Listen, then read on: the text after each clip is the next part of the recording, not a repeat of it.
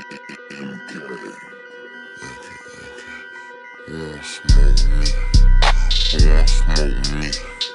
Who wanna smoke me? Nigga, who wanna smoke me? Who wanna smoke me? Who wanna smoke me? Who wanna smoke me? Nigga, who wanna smoke me? Who wanna smoke me? I'm tryna fuck a nigga lungs up. They be like, nah, don't put them damn guns up. Fuck that. Say big brother, bring them guns out. Wanna smoke, we get the spinning while the sun out. I ain't never lacking, I pump gas with my gun out. Scream out what's happening to get the bus until it run out. All these niggas hiding like what they got, it ain't no fun out. 7'6" too big as hell to knock a nigga lungs out. 1, 2, 3, 4, kick your dope, get on the floor. 5, 6, 7, 8, don't make no noise, I'll eat your face. 9, 10, 11, we ain't gon' say that nigga won't fuck with Jake. I'ma kill 14 niggas if 13 bitch niggas play. I think my Draco might be gay. Why? Cause he blow niggas. I just got a brand new lolly. There's a faux nigga. Call me an auto yes man. I don't know niggas. You can send your best man, you gon' lose your best hitter. What the fuck is that? What the fuck is that? That's how I step on niggas. We step on shit like Craig Daddy, we in a general pet right. Won't come outside, he scared, probably they deeper than a fucking party. But that don't matter, why? Cause I'm gon' spray this bitch out of everybody. I'm not a bitch, I do magic. Turn his whip into a badge. Take his life, he shouldn't have had. I'm quick to snot just like my dad. I need a rule, she kinda sad. She let her go, she let you have it. Play you, let you try you down. Yo, committee chat. We back in this mud, bro. Y'all can see action-packed episode. We got the college football playoff conference championship weekend. We got the college football playoffs right around the motherfucking corner. We got Hollywood heat check. Shout out to the Late Show. Y'all already know Brian now. Look skinny Luka, AR-15, DeAndre 8 and DA, them boys been going crazy. Second night in the West, we looking like real title contenders. You underdid? We looking like some real title contenders. Then obviously we got bitch ass Lane Kiffin going to LSU.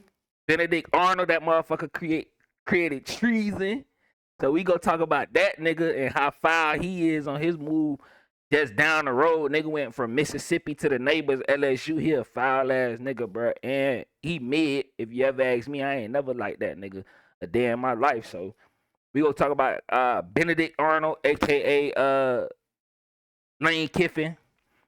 Then unfortunately, we gotta talk about my Florida State Seminoles and just the shit of a program we have become over the past few seasons.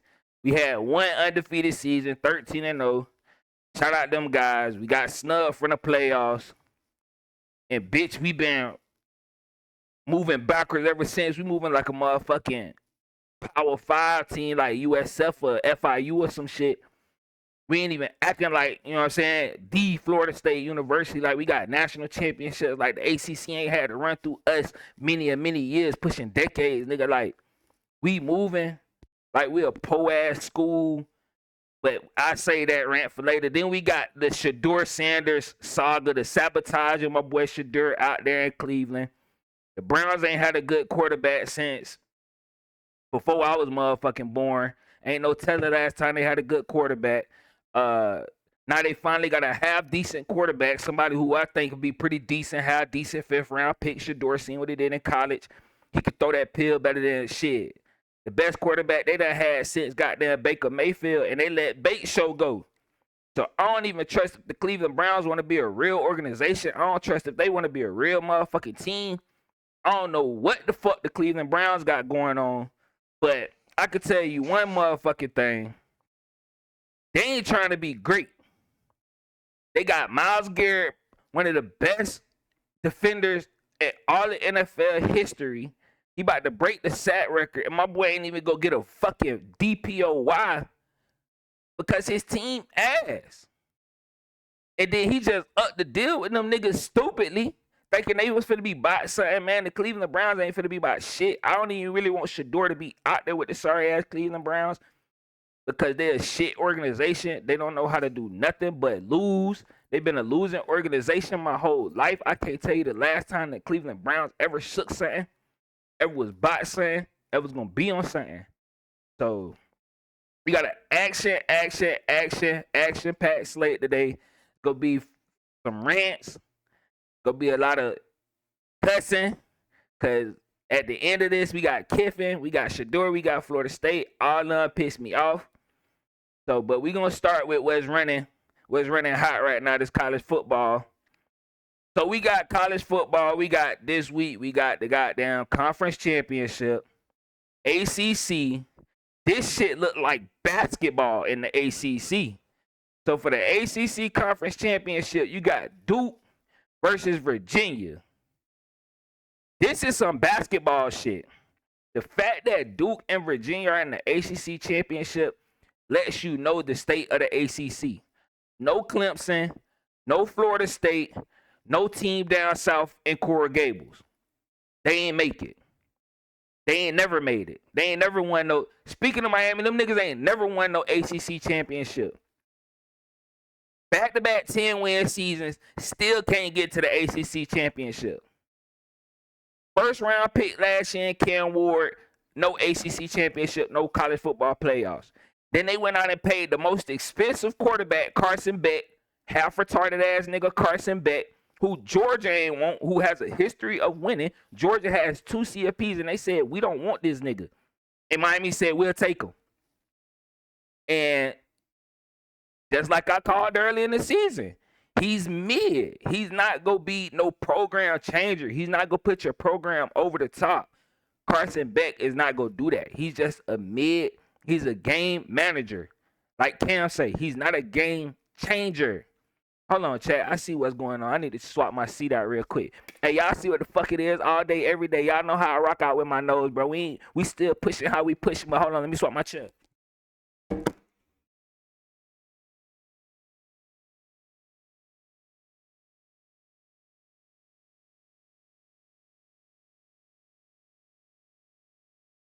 All right, we back on the throne. We back on the throne. But yeah, so we got Duke, Virginia, ACC championship. Thank God Clemson ain't make it. Thank God Miami ain't make it. So I don't have to hear from neither one of them sorry ass fan bases about they done won another ACC and that they running shit. So luckily them niggas ain't make it. Then in the American we got Tulane versus North Texas. Both of them teams looking for a shot into the playoffs. Tulane and North Texas. American might actually we might get 2 at-large bids because if Duke wins the ACC, them motherfuckers not getting in. So the ACC could have nobody in the playoffs this year. Even though Miami's sitting at 12, Virginia sitting at 13, and you got Duke. If Duke wins, they will not make the playoffs.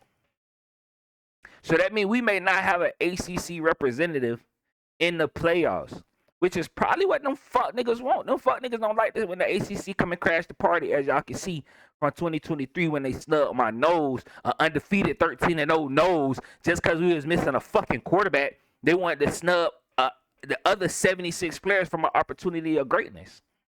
So do I feel sad for Miami that they might get snubbed? Fuck no. I don't feel no gripe in my heart that Miami is getting snubbed. Because in 2003, when we was undefeated with no loss, ACC championship, ACC champions, and we got snubbed, all the motherfucking country was laughing at us. The whole motherfucking country was geeking in our pain. So guess what? To Miami, y'all ain't, I don't give a fuck. Cry me a river. Y'all lost 2 games. Once you lose 1 game, that playoff shit, You can't be like, oh, we got snubbed for no. You lost. So if another team jostled up and they record look better than yours, and at the end of the day, they wanted to choose that one-loss team over this one-loss team, that's just how the fucking cookie crumbles. But bitch, y'all a two-loss team. And y'all thought y'all finna get in these folks' playoffs with 2 L's in the ACC? And y'all didn't even win in the conference? Negative.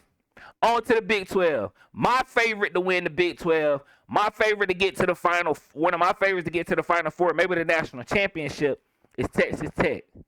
We already discussed them on the past episode, episode 3. We talked about Texas Tech.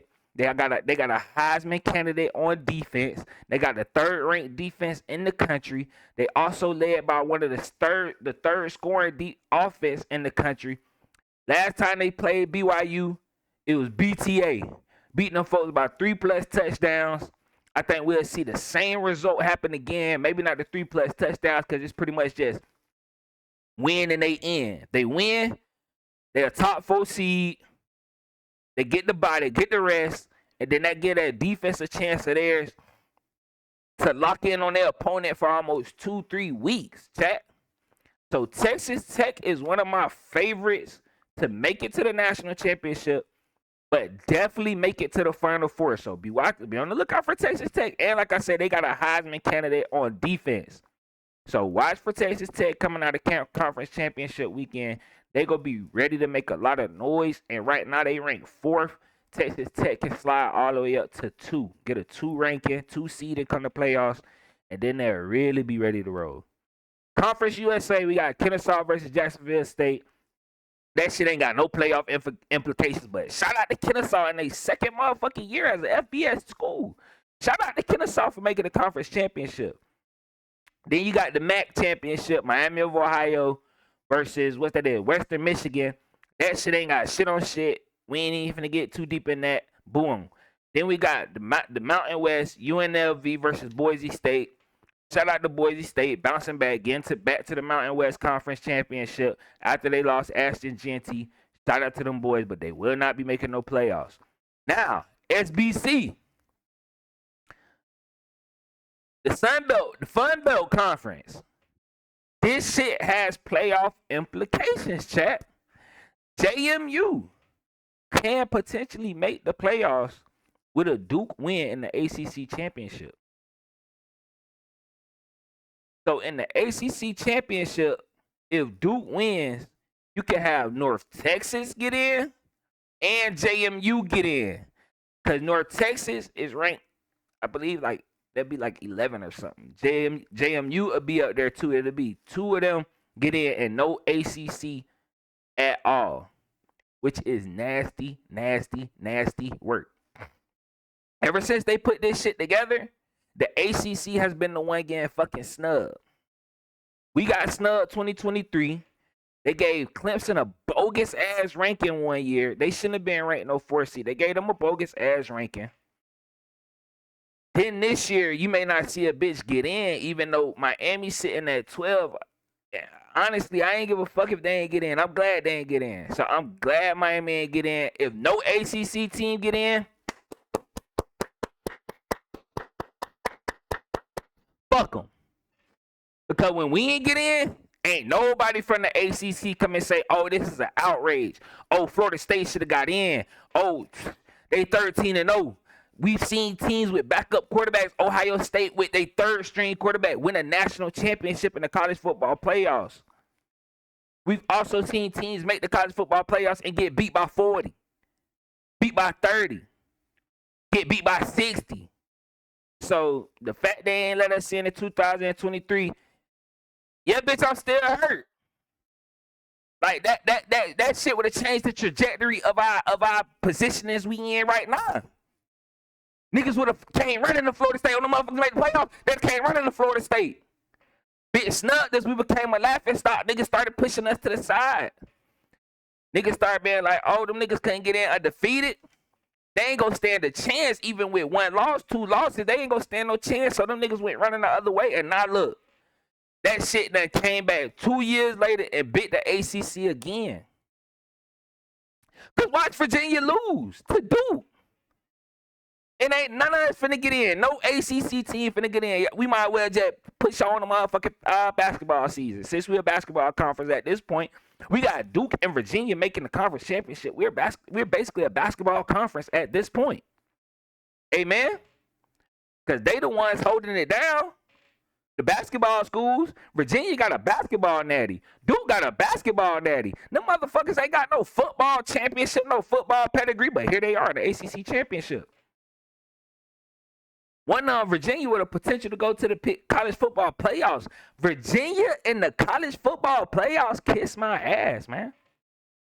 If that's where the ACC has fallen to, man, kiss my ass. But for the biggest, hold on, chat.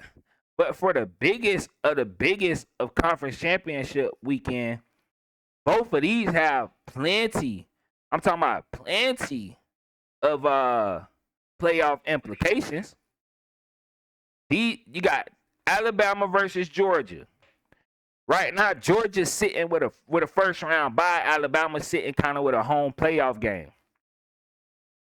But if Bama lose this, Bama ass kick could be completely out of the playoffs. Nasty work. If Georgia win, they solidified top 4 seed. First round bye, they solidified. I want Bama to win because we beat Bama. And Bama going further and further would let me know that, hey, we actually had a good team. We just experienced the supernatural funk. That's all. So we had a good team. The team that we beat at the very onset of the season is in the toughest conference championship, Alabama. So I would like to see an Alabama victory. You feel what I'm saying? Roll Tide. Them folks got a lot of garnet in their system. So I would like to see Alabama win the conference championship. And I could also be like, hey, we beat the SEC champion. You can't tell us that we ain't have a good team. Just some shit happened. You feel me? Supernatural funk. It just wasn't meant for us to rock out how we were supposed to rock out this year. Fuck Georgia. Because in 2023, Kirby brought all them bitch-ass niggas down there, and they beat us 63-3, knowing that we ain't have 22 of our motherfucking starters. We was already playing a motherfucking fourth-string quarterback. We ain't have our defense. We ain't had no offense. All them boys who was going to the draft, Verse, Keon Coleman, all them boys, they was gone. They ain't played because we got snubbed. Niggas' hearts was broke.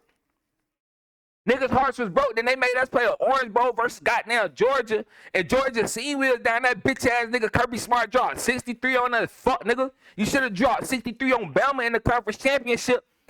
And bitch, when you lost. And bitch, you in Georgia, y'all the ones that started that fucking spiral. Cause if y'all done handle business versus Bama in 2023 and won, guess what? We wouldn't have got snubbed, bitch. Y'all the reason we got snubbed and Bama was able to leapfrog us and leapfrog y'all stupid ass. So ever since 2023, it's been nothing but smoke with Georgia. I don't fuck with nobody from Georgia. I don't fuck with no Bulldogs. If you're a Bulldog fan, it's fuck you. I don't fuck with Kirby. I don't fuck with the city of Athens. I don't fuck with no Bulldogs. None of that shit, bro. If I see a Georgia fan, I slap them square in their face on my mama. I don't give a fuck about no Georgia, cause bitch, if y'all done handle business versus Alabama, bitch, obviously y'all can't beat them. So what was I thinking to expect y'all? Y'all go fucking handle business? No, y'all folded. Kirby, you a bitch, and then y'all want to take that shit and instead of y'all standing arm in arm with us, like, man, fuck that Orange Bowl. We both got motherfucking snub. Y'all want to show up with all y'all motherfucking players. Half them niggas end up going to the league first, second, third round picks. Y'all want to show up with them fuck niggas and embarrass us 63-3. Knowing that our hearts was broke. Knowing that we went all the way in the motherfucking game, bro. We only bought goddamn 50 players to that shit. Y'all niggas bought a whole 83. Stupid ass niggas. And then we got the Big 12. We got the Ohio State University, #1 team in the country, versus the #2 team in the country, Indiana. Look around the country. You got Duke. You got Virginia. You got Indiana. These fucking basketball, you got BYU, Texas Tech. These basketball schools with NIL, with the money that's flowing in, they making these basketball schools is turning into football programs. Indiana is the birthplace of basketball. They got a team in the Big Ten Conference Championship. And the number 2 team in the country. Last time we seen Indiana, a number 2 team in the country, that shit was basketball. That shit was hoops. The niggas was out there hooping. They had coaches throwing motherfucking seats everywhere. But here they are in the Big Ten Conference Championship versus the Ohio State University. Hey, this brings me to another topic as well.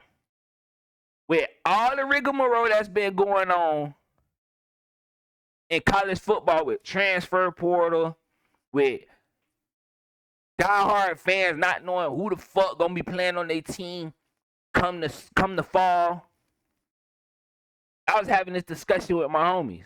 As a little homie, I knew Florida State. Bro, we got Peter Ward for 2 more years. Oh, we got J-Boo.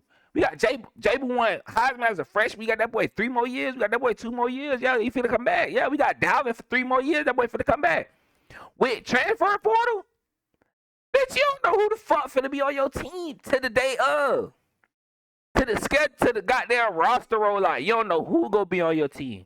So I feel like as fans, if your team is having a down year, or your team coming off a down year with no perspectives of a good year, as a fan, you should be able to jump into the transfer portal, find you a new team for the season. You feel what I'm saying? Find you a new team for the season, rock out with them. Then if your team get their minds right and want to get their shit together, you back in that portal and you go back home. If not, hey, once your second team season over and they done ran the course and they ain't looking like they finna pop next year, guess what? We back in the fan portal. So that's what we finna start doing. After your team season is over, after national championship shit is over, we finna jump into the fan portal. You hear me? Cause I gotta be honest with y'all. I've already ordered an Ohio State jersey. I've already ordered a Jeremiah Smith jersey. You hear what I'm saying? I've already ordered the Ohio State Scully. You hear what I'm saying? So I'm already in the fan portal. As y'all can see, I'm Florida State through and through. I'm FSU through and through. To that shit that run through my blood. I'm Florida State till I die. Bleed this garden and gold shit. But as a fan, I cannot deal with the bullshit that's been going on with my team and my university. So I may have to jump into the fan portal. You hear me? So our season is over. We concluded 5-7. I'm in the fan portal. And right now, I'm looking like I'm finna sign with Ohio State out the fan portal. You understand? Hey, it is what it is. You understand? AP Top 25 poll.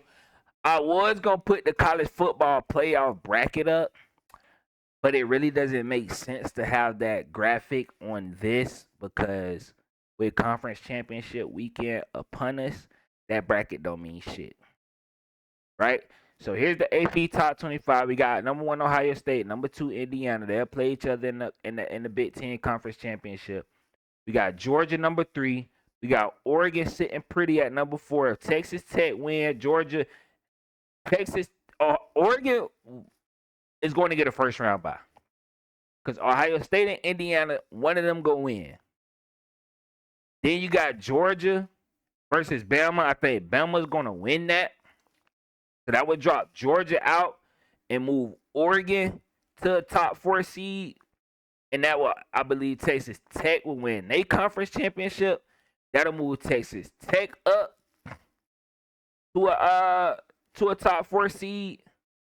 And then I believe Ole Miss might be the last team with a top 4 position. So I think the top 4 is gonna be at the end of conference championship weekend. I think number 1 is gonna be Ohio State. I think number 2 is gonna be Texas Tech. I think number 3 is gonna be Oregon. Then I think SEC will get the 4th seed. Probably if Bama wins the SEC championship, they're going to leapfrog OU, Texas A&M, and Ole Miss.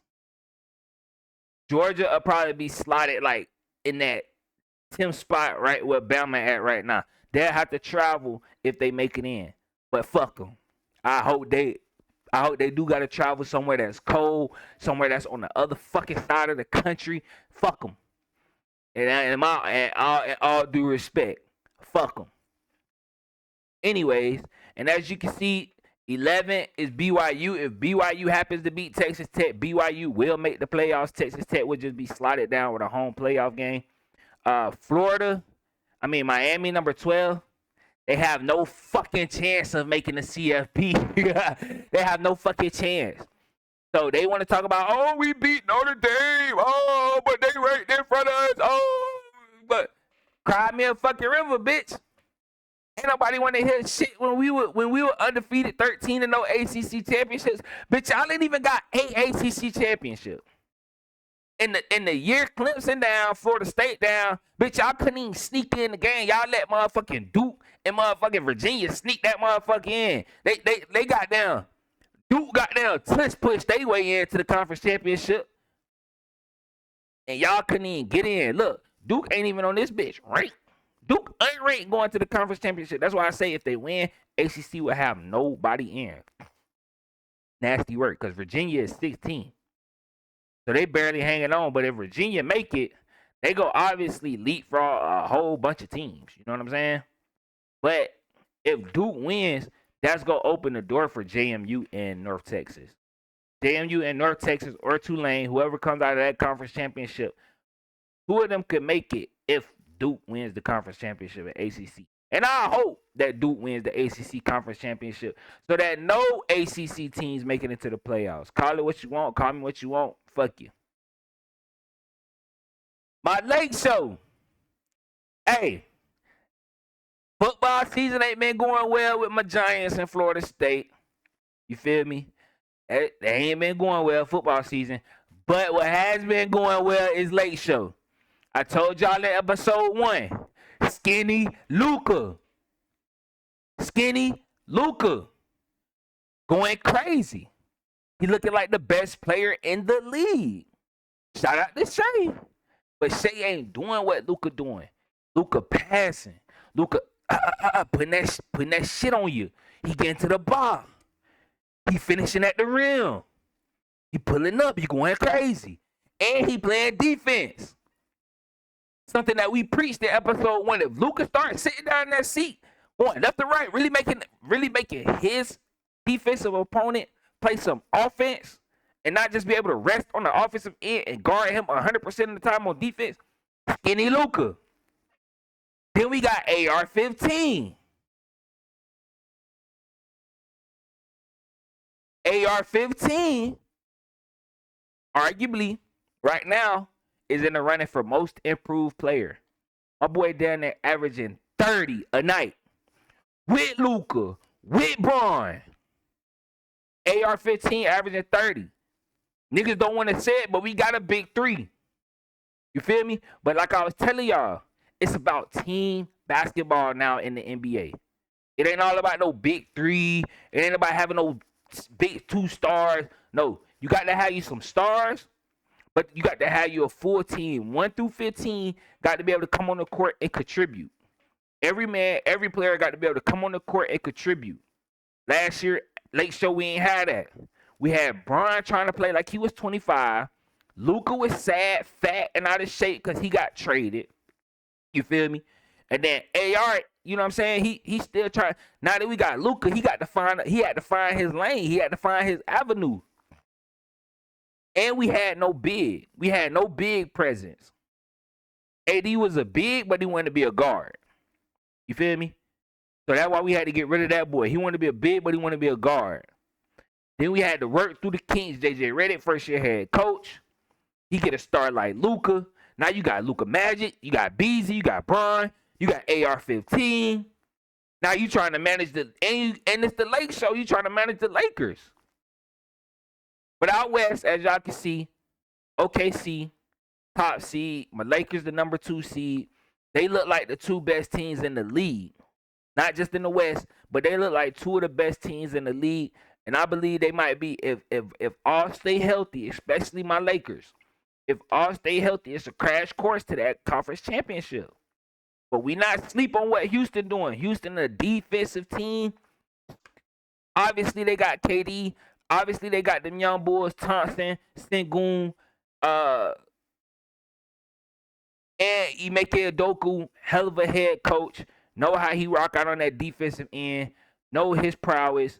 We know what they stand for. So the West is looking like the Wild Wild West, like it usually does. Then you got Denver.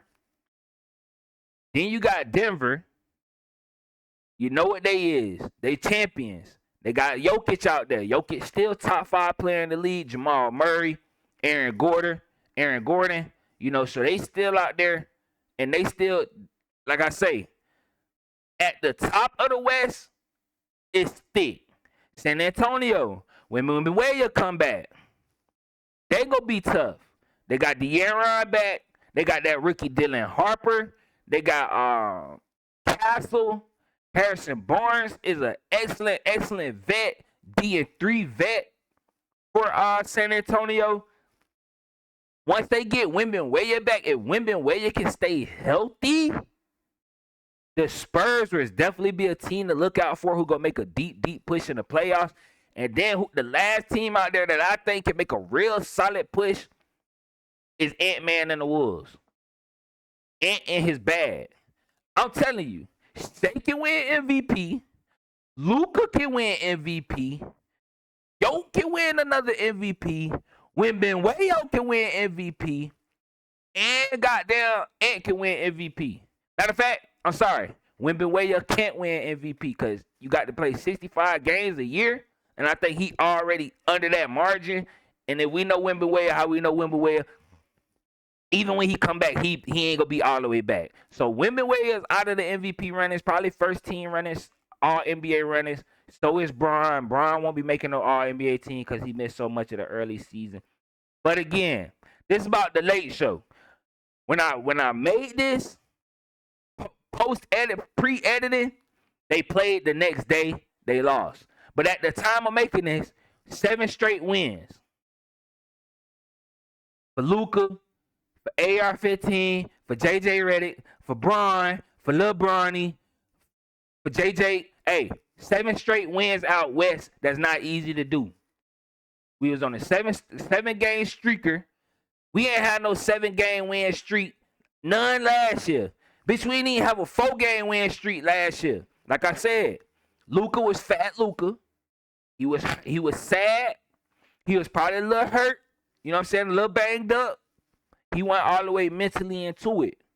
Then it was supposed to be AR-15 come out year last year, but now he got to adjust to life with Luka. He already been had done adjusted to life with Bron. You feel me? Now he got to adjust to life with Luka, another high volume ball handler. Got to have the ball in his hands. You know what I'm saying? He want to orchestrate and do his thing. So we was dealing with that last year. But this year, what I've been seeing is synergy. Synergy. It ain't no, oh, when Bron got it, Luka off to the side, AR off to the side watching. It ain't when Luka got it, Bron off to the side, AR to the side watching. Nah, when Luka running the show, Bron is playing power forward. Bron is coming up setting picks. He picking, he rolling. And the deadly thing about Bron on the pick and roll is when he roll and you hit him, he can finish on your ass, or he can pass that motherfucker to a shooter in the corner. And we got shooters in the corner this year. You understand? AR-15, shooter in the corner. Rui Hachimura, shooter in the corner. Bron, he a shooter in the corner this year. And you already know what Skinny Luka and AR go do. They go fill it up every time. So, right, Keith. The biggest concern and the factors for the Lakers this year is we just must stay healthy. We don't need Bron to do too much. Bron can average 10 points, 8 rebounds, 8 assists for the season. Get us to the playoffs. Ratchet his minutes up. ratchet how much he got the ball in his hands. Then in the playoffs, we just need 15, 8, and 8 from Bron. Maybe 18. First round, 15. Second round, 15. Get to the third round, we need 18. 20 points from Bron. We need full-time Bron come third round in the playoffs. Then when we get into the finals, I need all gas, no brakes from Bron. I need Bron to be out there looking like he's 28 again. You understand what I'm saying? Because I need another championship from my boy Beezy so he can get 5. He can be up there in stride with, you know what I'm saying? He went under Mike. But in this era, I put my boy Beezy 5 over 6 all day. I put his 4 over 6 just because of the era that he's playing in. But that's a whole nother topic for a whole nother pod. You feel what I'm saying? I could go all day talk about Bron and what my boy has done in this era. But we go keep it on late show. Like I said, Skinny Luka. Player of the week last week. 37-3. 8 rebounds. 10 assists. Calling it right now. MVP Luka. Because the Lakers will be a top 3 seed. We will be a top 3 seed. With us being a top 3 seed, y'all might as well hand the MVP to Luka Magic. He deserved it a few years ago. He got snubbed. Last year, I thought he was going to win it. They ended up trading my boy to the Lakers. Amen and amen. He came over this bitch. He was sad. He was out of shape. He wasn't really feeling it. But this year, Skinny Luka Magic. You hear what I'm telling you? Skinny Luka Magic, my boy, MVP. If you bet, Hard Rock, FanDuel, whatever you got, go ahead and put some money on MVP Luka. Then you got, hey, look at the performance from the night before versus the Pelicans. This was before they lost that last game to Phoenix. Look at that night when they beat the New Orleans Pelicans. No Bron. Remember what I told y'all about DeAndre Ayton? If that fuck nigga set them picks and get his 7-foot ass to that basket, he gonna be a demon. Luka go give him the ball. Bron go give him the ball. AR go give him the ball. You gonna be a demon. Just pick and roll. We don't need you to be no jump shooting big. Get off the free throw line. We don't need you to shoot jumpers. We got enough jump shooting people. We got enough niggas who can put that ball in the rack from half court.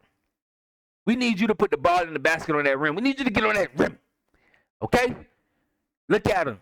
22 points, 12 rebounds, 4 blocks, 7 for 9 from the field.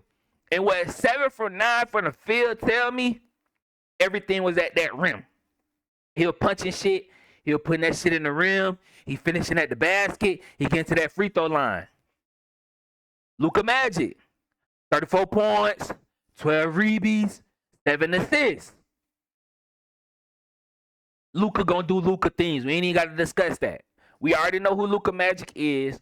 Luka is one of the perennial players in the league. He's a top 4 player in the league. When he all the way right, he's a top 2 player in the league, maybe number 1 player in the league. Ever since I seen that young boy playing FIBA at 17, I said when he get to the league, he's going to be my second favorite player. And he ain't done nothing but make me he's still my second favorite player. Now he just played with my first favorite player of all time. Hey, that's life. How can I be mad? Then, of course, AR-15, I told y'all. I was telling people when we first drafted AR, I seen that boy play at Oklahoma. I said, boy, we got us something if he develop how I think he go develop, we got us something, man. Look at AR. Look at AR-15. Y'all know what that AR-15 do. That shit. That bitch get it done. From any angle. Up close on your ass, from deep on your ass, from the mid. That AR-15 go do it. 33 points, 8 assists, 5 rebounds. 4 for 7 from 3. Efficient all the way around. What that's telling me is when the ball is in his hands, he ain't bullshitting. He ain't out there fumbling around. No, he looking to get to his spot. If he ain't got a bucket, he looking to pass that motherfucker. You feel me? You got Luka. You got boy. You got Ayton. Throw them oops out there to Ayton. Let them boys get busy. So my Lakers is looking like a real dangerous team. We looking like one of the dangerous teams in the league. Out east, I ain't really sweating shit out east. I don't really fear shit out east. You feel me? Celtics down. Giannis probably finna get traded. Pacers down. I don't give a fuck about nobody else out there. It's all about getting through the West. Whatever team make it through the West, you might as well bet your bottom dollar that they go win the championship. Whatever team making out the West. Which I hope and pray is them guys right there so Bron could go out on a high note. Bron win the championship this year. His bitch ass don't even need to come back. Just ride out on the high. Hey, just ride that wave on the part of that, Bron. We don't need you to try to get 6. We don't need you to do none of that. You get that 5th? Hey, Beezy, listen to me now. You get that 5th one? Man, just go and ride off into the sunset. You understand? We don't need you to come back. Just go ahead and ride off into the sunset. You done your job. Job well done. You're 23. You win your 5th ring. Man, job well done. Ain't nobody go catch your records. Ain't nobody go play it ever as long as you play. There ain't gonna be another Beezy. You ain't got to worry about that. You already in the Hall of Fame. You the only active nigga in the Hall of Fame right now, Beezy. You get your 5th one this year. We in Cancun with it. We in LA for the parade. Then we in Cancun with it. So that's my squad right there. Shout out to the Lakers. They finally giving me something to cheer about in some type of sports because we already know that the debauchery that the Giants and that goddamn Florida State was this year. Hey, but I know we calling the Lake Show, but with them 2 white boys that we got, I done nicknamed them. I done nicknamed them the goddamn Lake Snow. They the show snow. They the snow show. Them white boys right there, 3rd straight 30+ point game as a duo. That's the snow show. Hey, I know it don't snow out there in California. Yeah, but it's snowing. Yeah, them white boys out there doing what they supposed to be doing. You understand what I'm saying? Hey, and shout out Reeves. If Reeves ain't an all-star, my boy averaging 27, 7, and 5 on 50% shooting. Y'all see y'all see out there. He looking better than Devin Booker. He looking better than Ant-Man. He looking better than KD. And ain't none of them playing with Luka and Bron. You feel what I'm saying? They the stars on their team. Book, main scorer. KD, main scorer. Ant-Man, main scorer. AR, 3rd in line. My boy 3rd at the table. Luka come up. He get heavy helpings. You know what I'm saying? Then Bron, he coming up. He getting heavy helpings. AR just getting what's left. And he doing what he's supposed to be doing with it. Almost 28 points a game.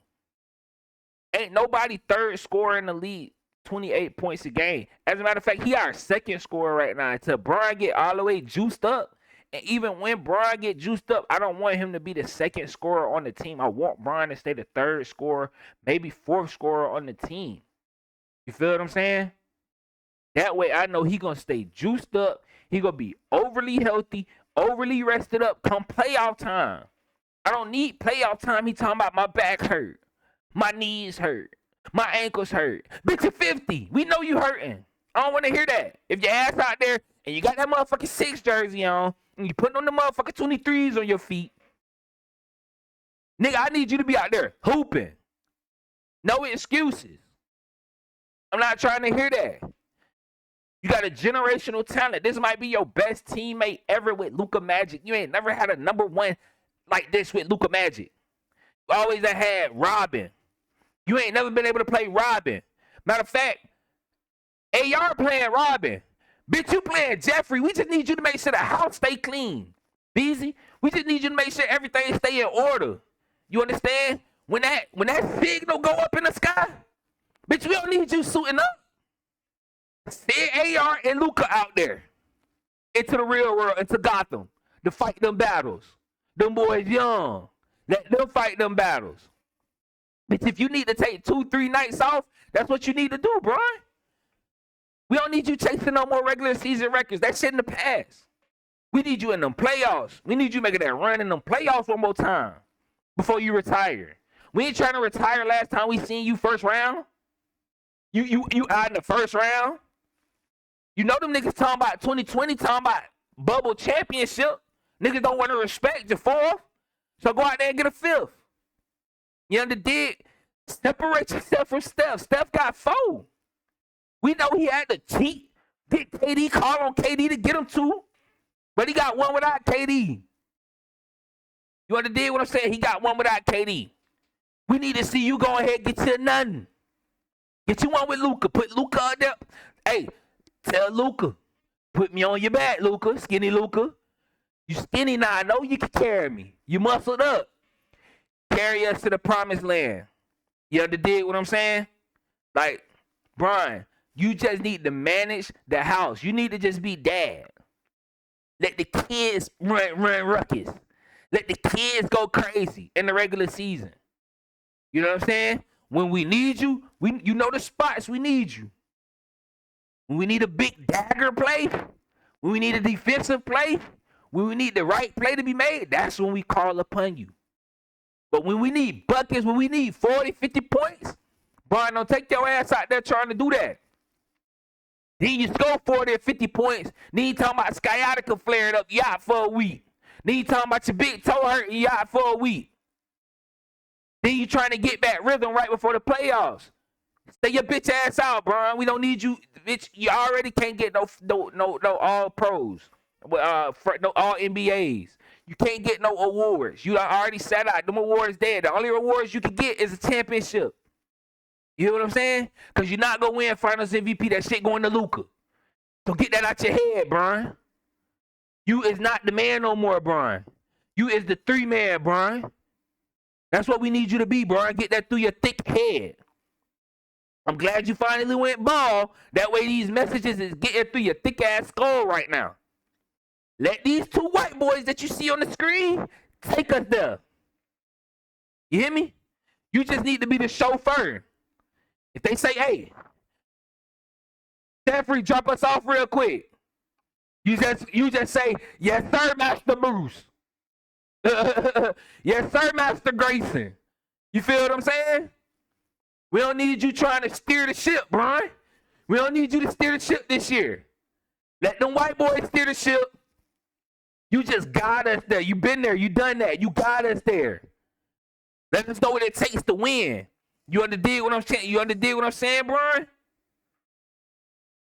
So don't have your old ass out there trying to play 6, 7, 8 games in a row. Then come playoff time, your ass talking about, oh, I'm 40.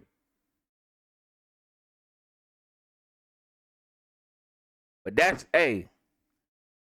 that on my late show. Late show looking good. Now it's time for some spazzing. This bitch ass nigga Lane Kiffin. Chat. We ain't never fuck with Lane Kiffin. We ain't fuck with Lane Kiffin when he was at Tennessee. We ain't fuck with Lane Kiffin when he was at Alabama. We ain't fuck with Lane Kiffin when he was at USC. We ain't fuck with Lane Kiffin when he was at FIU. We weren't fucking with Lane when he was at Ole Miss. We don't fuck with Lane Kiffin because this is the type of bullshit that Lane has been doing his whole coaching career. This nigga is up here in coaching echelons. They treat this nigga Lane Kiffin like he Kirby Smart, like he Urban Meyer, like he fucking Nick Saban, like he a nigga who won something. This bitch nigga ain't never won nothing. And this what he do to Ole Miss? Listen, I ain't no Ole Miss fan. I'm just a fan of right. You feel what I'm saying? Because the player, now imagine this. You the Ole Miss quarterback. Ohio State quarterback gets hurt. Oh, you just transfer and go to Ohio State right before the playoffs. That would never happen. College students cannot do that. And then y'all get so upset when you see a nigga that played on 7 colleges. This nigga Lane Kiffin has never finished a contract. Think about that. Y'all expect students to go to a school for 4 years and go through 3 head coaches, 4 offensive coordinators, 3 defensive coordinators, 2 ADs, and 2 presidents and stay at the school, but coaches just get to up and leave when the fuck they want to. This bitch ass nigga is going next door. He was in Mississippi. He's going to Louisiana, which is right next door. And honestly, I don't think this bitch ass nigga Lane Kiffin is ever gonna win a national championship. The only thing beautiful about him going to LSU is he's gonna have plenty of bites at the table because he's at an SEC school, and of course they go rank SEC schools high. So if he wins 10 games, Lane is probably going to be making the playoffs every year. So of course, if he makes the playoff every year, he's going to win a national championship. But Les Miles won one. Nick Saban won one. Ed Orgeron won one. So for all this, and he's not half the coach them niggas is. He ain't no Les Miles. He ain't no Nick Saban. He not no Ed Orgeron. He's just a bitch ass nigga. He was supposed to be some wonder kid. Got fired from the NFL.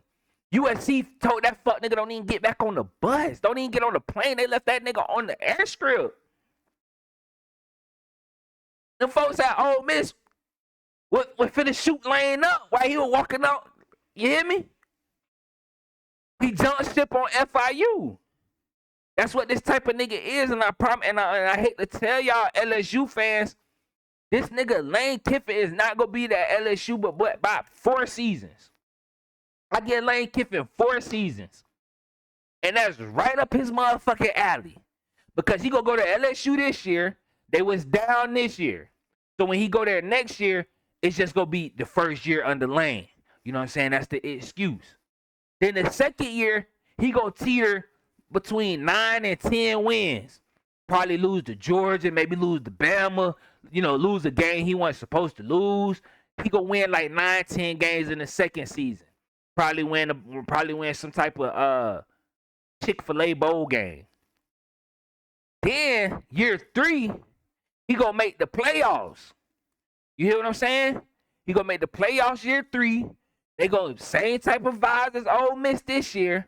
Then year 4, when they expected him to win the national championship, when LSU find like, okay, it's been 3 years, we slowly been progressing, time for us to get to that national championship. Bitch ass Lane gonna be looking to go somewhere else. Then it's gonna be, oh, I wanted to coach my son. My son going to this school because his son is a sophomore right now, chat. Watch what I tell you, chat. His son is a sophomore. By the time his son is a junior, Lane gonna be talking. I just wanted to go coach my son. I know I signed a 7-year contract here at LSU, but I just wanted to coach my son. And whatever school that is, I guarantee you they go pay him like he won a national championship. This bitch ass nigga ain't won nothing. You feel what I'm saying? Lane Kiffin became literally the most unpopular person on the face of earth. I been ain't like the fuck nigga. He been unpopular to me. Cause he do shit like, okay, like he ran up on a reporter. He ran up on a reporter. Reporter just minding their business. He talking about, oh, if you think I'm such a hoe, come meet me in the locker room. Let me tell you.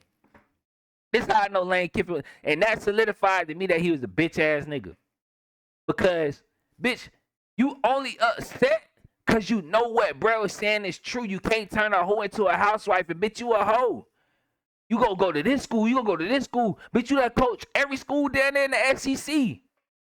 You done been at every program in the SEC. So that man was right. You can't turn a hoe into a housewife. And he a reporter. He don't have to say that shit to your face. He's reporting. Let me would have been a reporter. Because I bet you wouldn't have rolled up on a reporter that looked like me. Because I call you a hoe. I call you a bitch ass nigga. Cracker. Whatever you want to go with. I call you that. You feel me? But you wouldn't have said that shit to me. So we wouldn't have been going back to no locker room. See, you want to run up on bro with 3 police officers. Oh, you think I'm a hoe? Come meet me in the locker room. Why would I go meet you in the locker room with all your players? Now y'all can get me any type of way y'all want to get me. As soon as he would have ran up on me and said, if I'm a hoe, I want to see how much. Come to the locker room. I'd smack Lane ass right then and there. I'm talking about how to smack the shit out of Lane right then and there. Hey, you got all these officers with you. They see you come up in my face. They see you talking about, oh, meet me in the locker room. Nah, if it's disrespect, I handle and address disrespect where that shit happen. So if you want to disrespect me on the 50-yard line, I'd have smacked the shit out of Lane on my mama. He wouldn't have stood no chance fucking with me. Would have been out that bitch brawling. His bitch ass probably wouldn't have made it back to the locker room. You hear me? I do not fuck with Lane Kiffin, and it's this type of shit that make me not fuck with him. Look at his record. He a mid coach. Like, he's mid. He's a mid-ass coach. 2009, Tennessee gave him his first head coaching job. He went 7-6. Look, lost the Chick-fil-A Bowl. Lost the Chick-fil-A Bowl. Guess what he did? He slid the USC on them folks. Because he knew he wasn't going to be able to win the SEC back when it's BCS. He wasn't going to win the SEC at Tennessee with Nick at Bama. Then Les Miles was still at LSU. You had Urban still lurking at Florida. Bitch ass nigga knew he wasn't going to win at Tennessee. And him going 7-6 was all too much of a realization that bitch I ain't gonna win. So guess what? He ran. He went to USC. 2010 through 2013. 2010, 8-5. I told y'all this how it go. 8-5, okay. Now we get some steam. 2011, they go 10-2. They end ranked 6. Now 2012, expectations is through the roof. I told y'all. This is the lane. I know him like a book. This is Lane Kiffin. It's the trajectory. So they came into 2012 ranked number 1 in the preseason. That fuck nigga went 7-6. They was ranked number 1 team in the country. That fuck nigga went 7-6. Lost in the Sun Bowl. Yeah, he lost in the Sun Bowl. And then through 2013, and then here comes 2013. He don't even make it 5. He don't even make it 6 games. He go 3-2. And USC fired him before he can even get on the plane. They left his ass at the airport. They pulled a Chris Paul on that boy. Hey, Lane, we appreciate everything you did for us, but you can't get on this motherfucking plane going back that way. Sorry. I'm sorry. USC understood he was mid. Then, of course, he go take a little stint in the NFL. That shit didn't work. Then he go get under Nick Saban wing. You feel what I'm saying? He go ingratiate himself. Now he try to get back ingratiated with the good folks. So let me go get up under Nick Saban wing. Offensive coordinator, he like that. As an OC, Saban I fuck with Kiffin. As a head coach, he's not no leader of men. I wouldn't send my son to go and do shit up under Lane Kiffin. I wouldn't send my son to even go cut that fuck nigga yard. You feel what I'm saying? I don't trust a nigga like that who just... My thing is, coaches always preach, finish what you started. You don't never quit on nothing that you started. You see everything that you do. If you start it, you see it to the end. This fuck nigga ain't seen the end of shit. Every time he get a 5-year deal, 7-year deal, he always leaving before his contract is up. He ain't finished a fuck thing a day in his life. And then he always want to do that sneak diss and shit. Oh, you weren't doing no sneak dissing when you were still in Mississippi. You wanted to save all your sneak dissing when you got to Louisiana. Now you back active on social media. Now you back poking the bear. Now you should have poked the bear when your ass was in Mississippi. And seeing what them folks had for your ass, boy. Yeah, probably when they made it up out of there in Louisiana, they probably sent your ass to Louisiana or Shit's Creek. You hear me? Okay, he go to Florida Atlanta after a little revitalization up under Nick Saban. He go 11-3 win Boca Raton Bowl. Fuck nigga went 5-7 in 2018. Then he went 11-3, won another Boca Raton Bowl. That's all he's asking win is the Boca Ratons. So he won 2 or 3 Boca Ratons. Then he back juiced up. Y'all know how Lane get. His name back buzzing. He the best running coach in college football, offensive mind, offensive genius.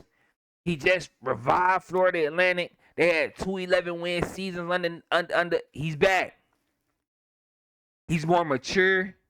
He's ready to be a head coach. He's back. There was all the goddamn lines that they had. Oh, he's mature. Oh, the time of the Saban helped him become a better coach. He's a better man. He's a better leader. So Ole Miss, he back in the SEC. Ole Miss offer him a job. He go 5-5 during COVID. 2021, he go 10-3. They lose the Sugar Bowl. 2022, 8-5. They lose the Texas Bowl. Then 2023, 11-2. They finish ranked 9th in the country, win the Peach Bowl. See what I'm saying?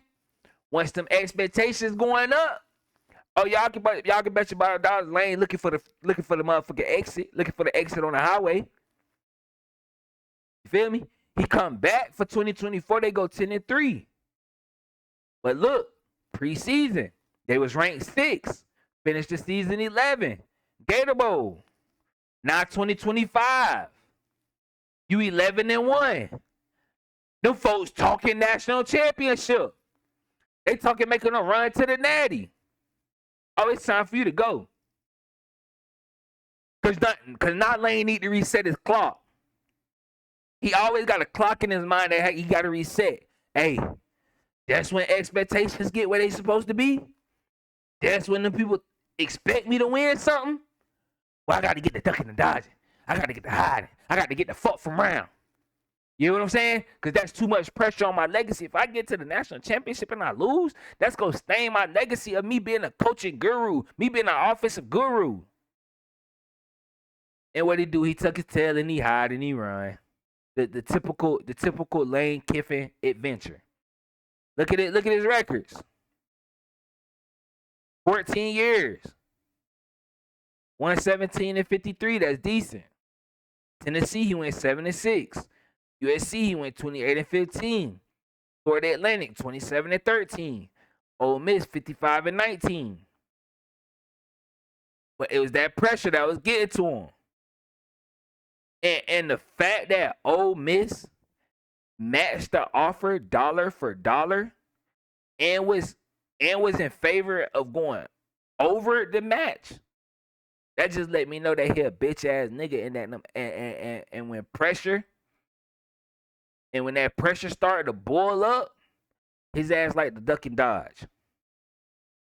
So that's why I've been calling that nigga Lane Kiffin Benedict Arnold, because that's who he is.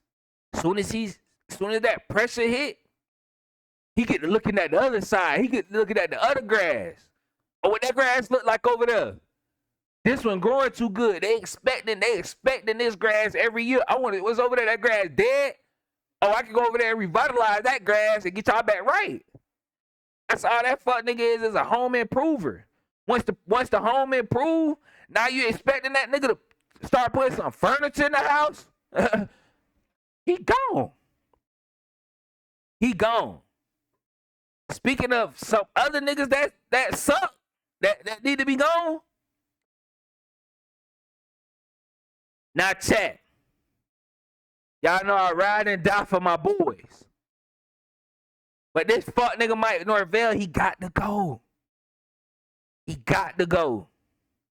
The product that he's bringing to the university can no longer be accepted.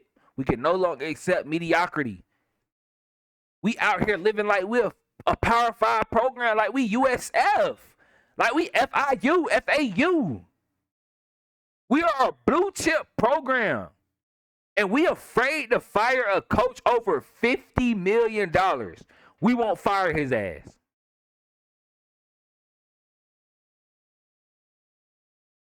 And the fact that Mike Norvell is expecting $50 million when we fire him is a complete travesty.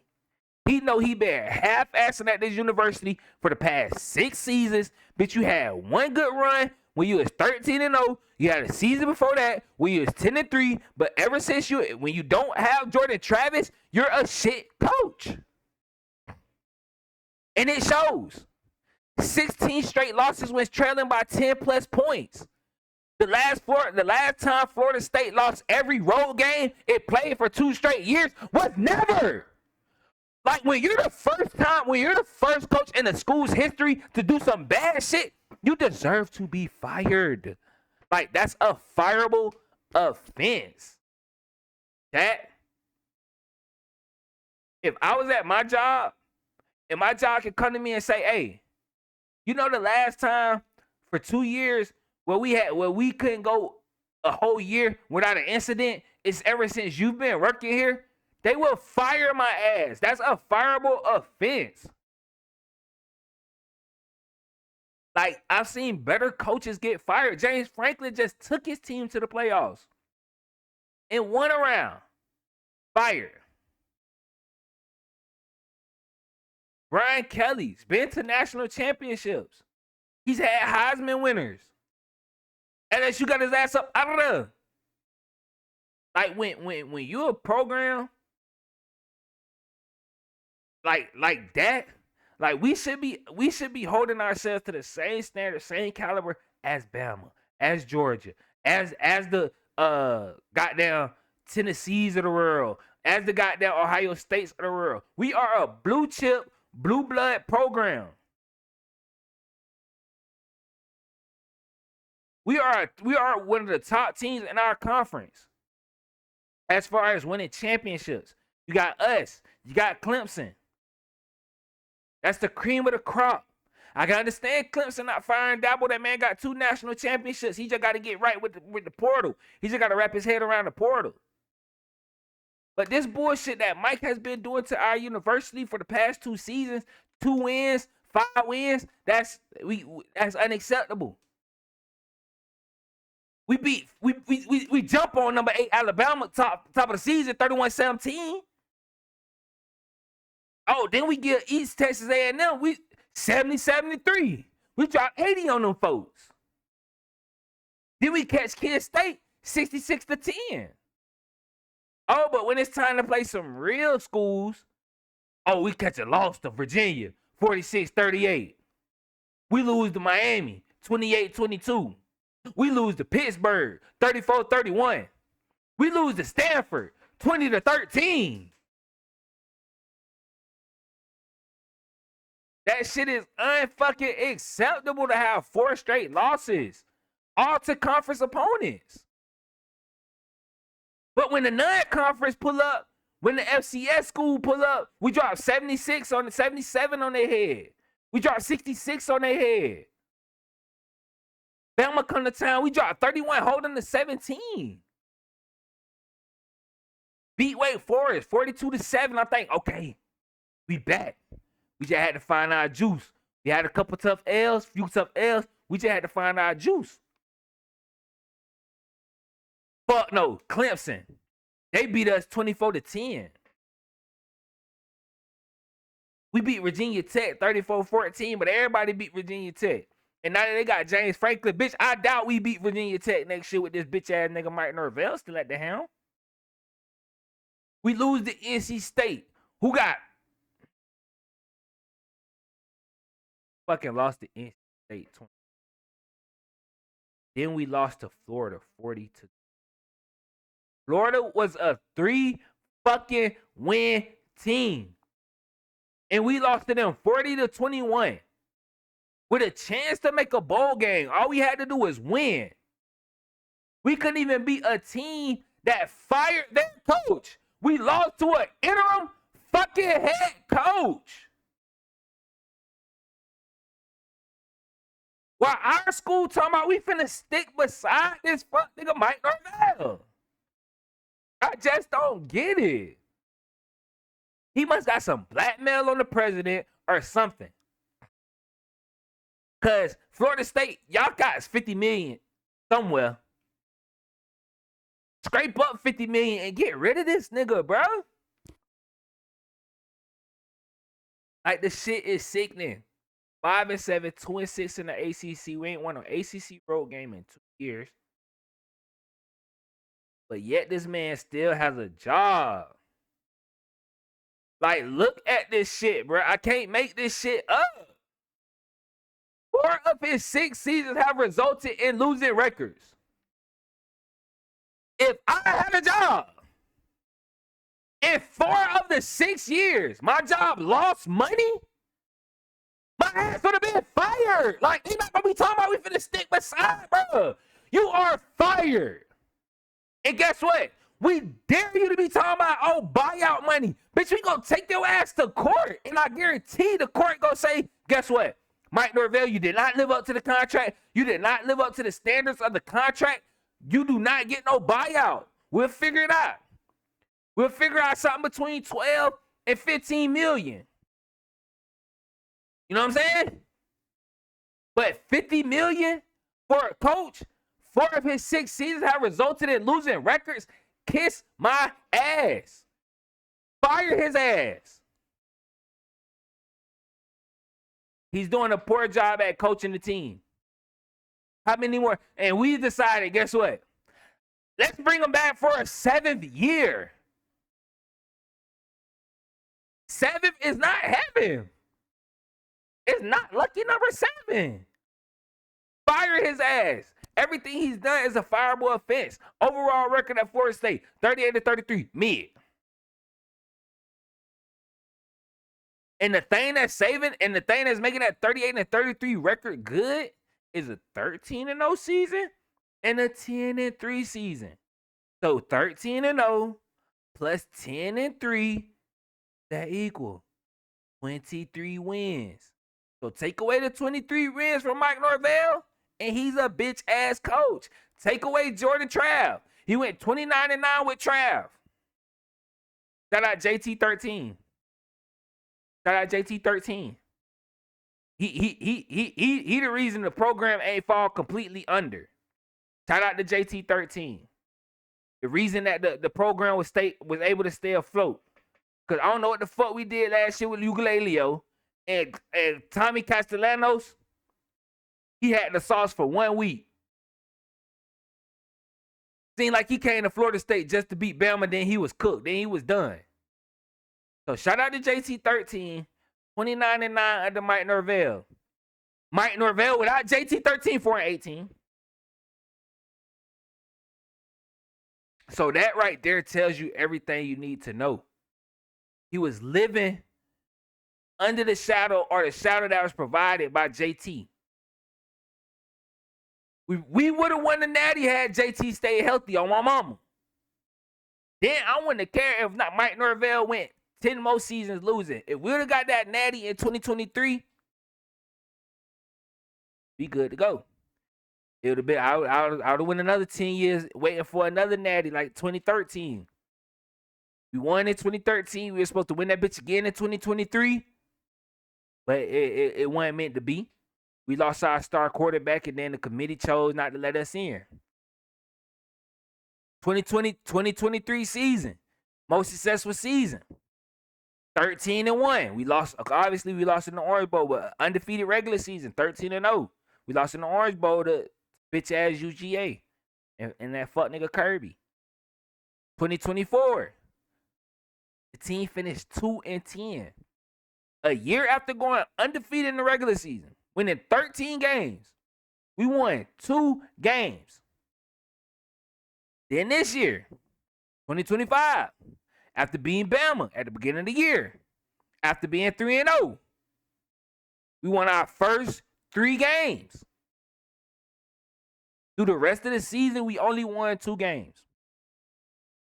And half of our losses, more than half of our losses, it's the teams that don't have winning records. Let me say that again for the people in the back who ain't here. We started the season off 3-0, beating Bama. We was ranked number 8 in the country. Right? We started off 3-0. We finished 5-6. So we won 2 games for the rest of the season. and none of them was on the road. And of the 6 games we lost this year, 25% of it was to teams that didn't have a winning record. Chat, I can't make this shit up. I can't make it up. All of that is fireable offenses. James Franklin was getting his team to the playoffs, was getting his team to the championships, was winning bowl games. Brian Kelly had Heisman winners, 10-win seasons. Fired. But we go stick beside this nigga Mike Norvell. And he ain't done nothing but make us see. We letting Mike Norvell treat this motherfucker like it's Memphis. Like, we just happy to be here. No, bitch. When we play Bama at Florida State, that's good. It's supposed to be on good. That's not supposed to be some type of unsettled history. It's just supposed to be a good team beating another good team. We won that game, and that shit obviously defined our season. We thought we won a fucking national championship instead of winning that game and using that shit to steamroll through the rest of the season. See, we got high on our own supply. Niggas had us ranked number 8. We was the number 1 offense in the country, number 1 defense in the country. We were getting high off our own supply, and we was playing FCS East and FCS motherfucking West. But when the big boys came stumping into town, we took a tail in. We can't get a stop to save our lives. Bitch, we don't know where the end zone at no more. We dropped 80 on FCS. But when the big teams come, bitch, we allergic to the end zone.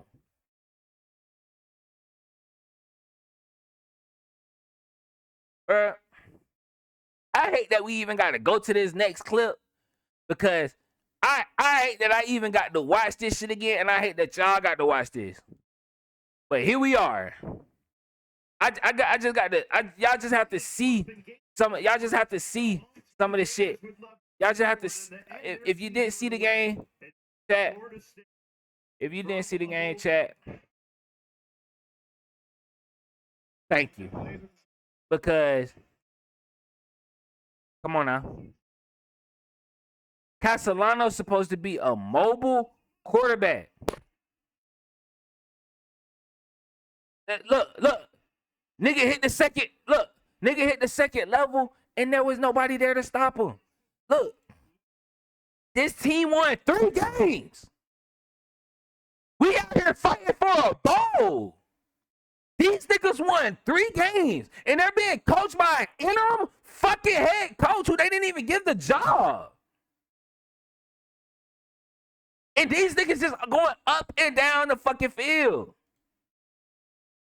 Like, oh my God. Look, Studevan. Look, we supposed to be out there getting blocked. Look, we getting blocked the fuck up. Look at him. He's driving 24 ass all the way to the end zone, chat. Drove him all the way to the end zone.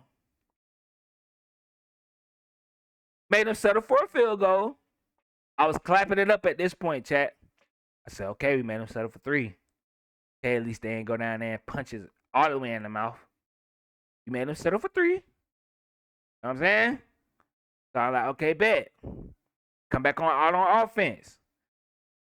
Bruh. Throw it the deuce. I'm like, okay. Now we here to play. We done woke up. We got the ball going downfield to deuce. We done had deuce on the big play. Yes, sir. Love to see it. Love to see it. Now, that's one thing we've been able to do all year. We've been able to throw the ball down the field all year. But it's at the times where we need to be able to punch in, we just go full retard. Like, what is this play on 4th and 1? Like, what is this shit on 4th and 1? First off, I hate shotgun and 4th down. If you go run the ball on 4th and 1, get your ass under center. Because it's 4th and 1. Look where TC is. He's back 1, 2, 3, 4, 5, 6 yards. It's 4th and 1. But to get 1 yard, he has to run 6. Look at the running back. He's 7.5 yards back. It is 4th and 1. Why am I making us get 7 yards on 4th and 1? It's 4th and 1. It's supposed to be mono versus imano. You're not supposed to have no tricky gimmicks. You're not supposed to have no. It's not supposed to be nothing that's gonna trick them. You go simply go. If you're going down on 4th down, you already telling the team, hey, we probably finna run this motherfucker. They know it. It's 4th and 1. So you basically supposed to say, hey, it's my dogs versus your dogs. And I guarantee your dogs ain't finna push my dogs back. We gonna go 4th for 1. But even if we did win at the line of scrimmage, we have to go 7 yards to get 1. That makes no sense to me. That's like, I don't get. I understand the shotgun. Trust me, I love the shotgun. I'm a shotgun heavy person when I'm playing football games. I'm shotgun heavy. But bitch, when it's time to get 1 yard, when it's time for inches, them niggas that you got on the offensive line got one job. Go that way. Let's see what we do.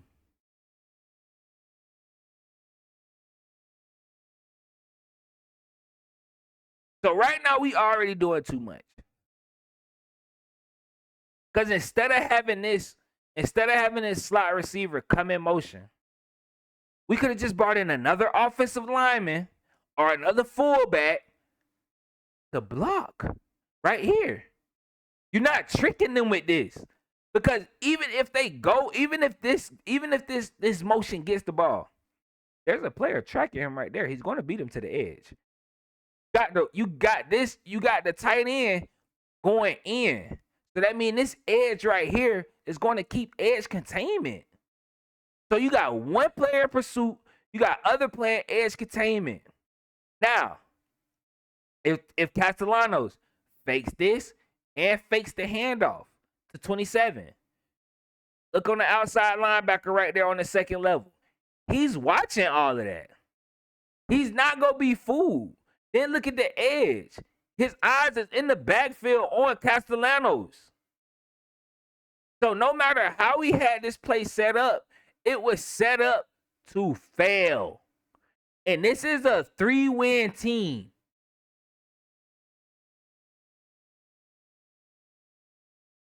You know what I'm saying? Look at the fake. Look how the edge sat.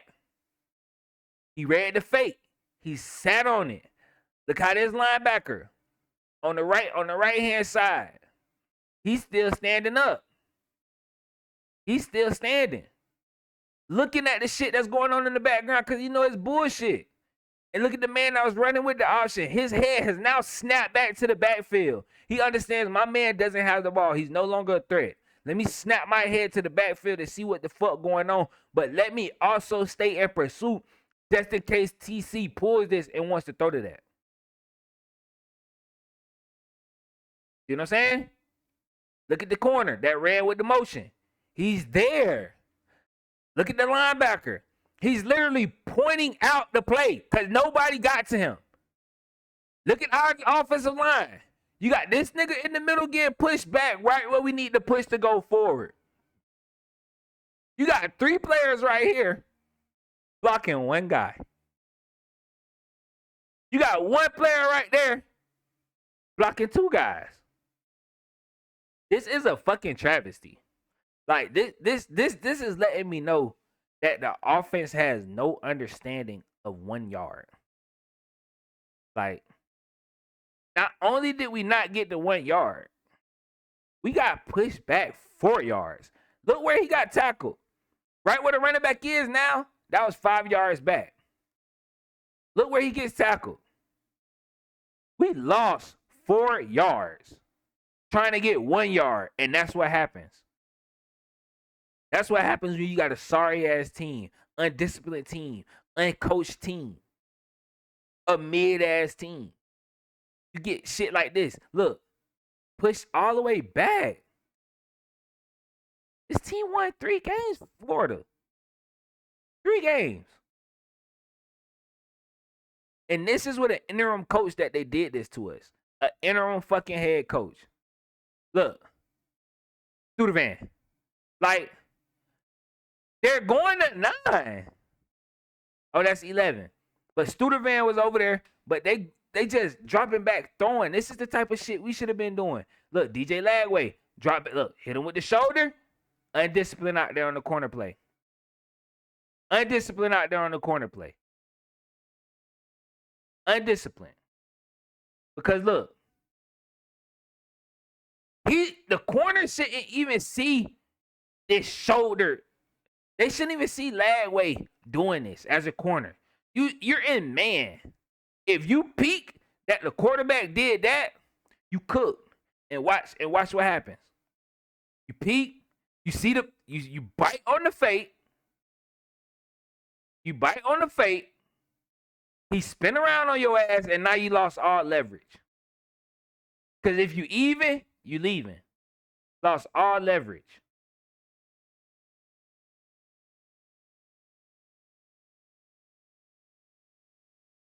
Then you let him run the sideline. You don't even try to use, as a corner, you supposed to use the boundary as an additional defender. So not only let you let him get to the boundary, and you didn't even squeeze. Once he gets to that boundary, you have to squeeze the space. That way that ball can only be thrown out of bounds. Oh, like, who's teaching these niggas, bro? Either they not being taught well, or they just not good players. There's no way around it.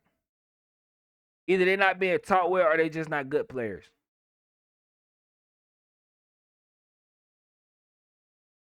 That shoulder fake, as a corner, you're not even supposed to see that. And he bit on it, he got beat. Right here. Look at all the boundary he gave up. Look at all that boundary. Look at all that sideline he gave up. The quarterback got all that room over there to place this ball. Look, he never even attempted to squeeze the boundary once.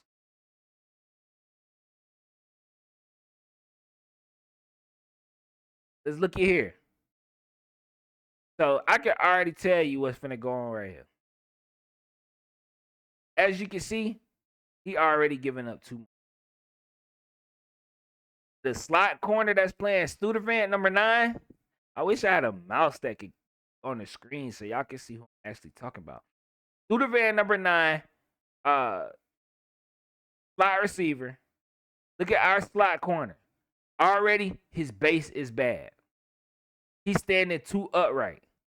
Then look, linebacker. He about to give up all this space into the end zone. And look at our safeties.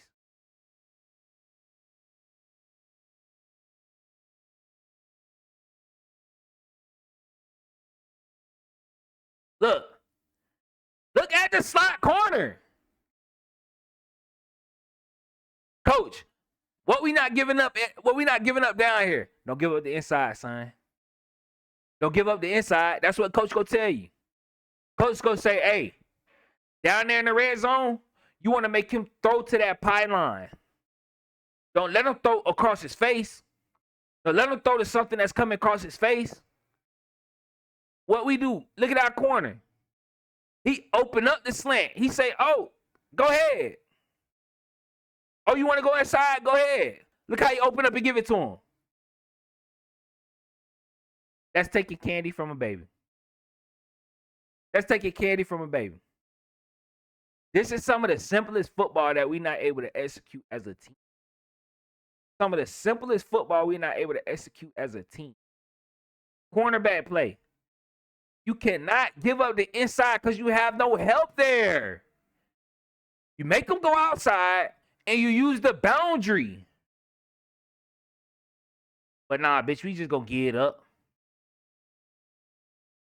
Like a bitch in heat. We just gonna get up. Shit nasty. Man, Listen, chat. It's 10 more minutes of this video.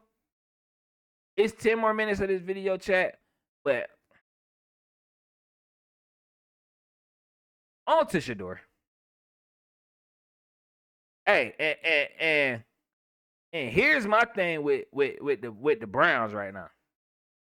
They're not putting Shedeur in positions to be successful.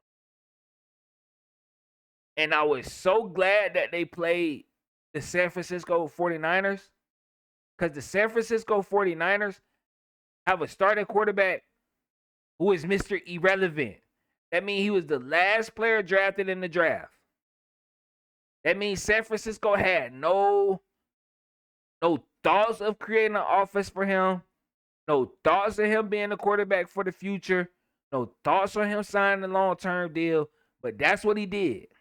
But in this film, I just want y'all to see the difference between competent play calling and shit play calling. You're going to see that on this. You're going to see a great mind in Kyle Shanahan, and you're going to see a shit mind in whoever the fuck calling the plays for the Cleveland Browns. So me as a head coach, offensive coordinator, I say, oh, Shedeur starting this week? Maybe I should go back and watch some Colorado film to see what type of plays this guy's comfortable with. I know he wasn't the player that we was expecting to play this year. I know he's not the quarterback that my offense was schemed up for, that it was predicated for. But since he's going to be the starter for this week, maybe I should call Pat Shermer and ask him what plays, how does Shedeur think? What makes him comfortable? Does he like to move in the pocket? What does he like quick reads? Do he like throws here? Does he throw to the slot? Does he like tight end throws? As an offensive coordinator, as a professional offensive coordinator, that's just what I would have been doing. Since I didn't want to draft Shedeur personally, and I didn't make my offense for Shedeur, I'm going to call Pat Shermer at Colorado. I'm going to speak to Coach Prime, who is his offensive coordinator since he was in college and all the way up into Colorado. Hey, what does this kid like? Can y'all send me some film? Can you send me some play breakdown so I can understand what he sees out there on the field so that I can now adjust my play calling to him? And you ain't got to adjust your whole playbook, but you can designate 20 plays and say, hey, these are Shedeur eccentric plays.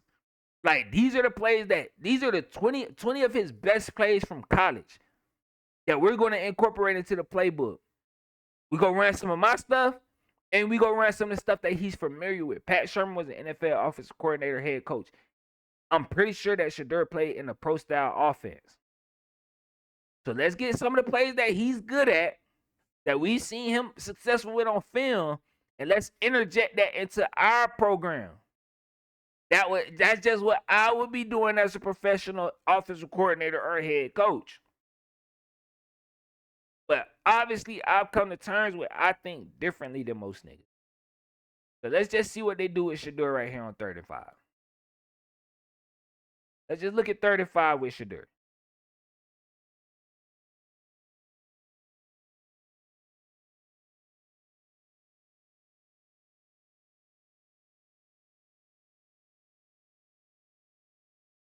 This is my first problem. Jerry Jeudy. What are you looking at? What are you looking at? What are you looking at? Why are you looking at the ball right now? You see where it's going.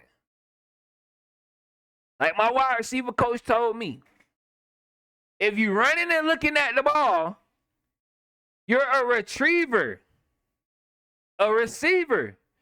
You look back, you find the ball, then you turn your head, run to the spot,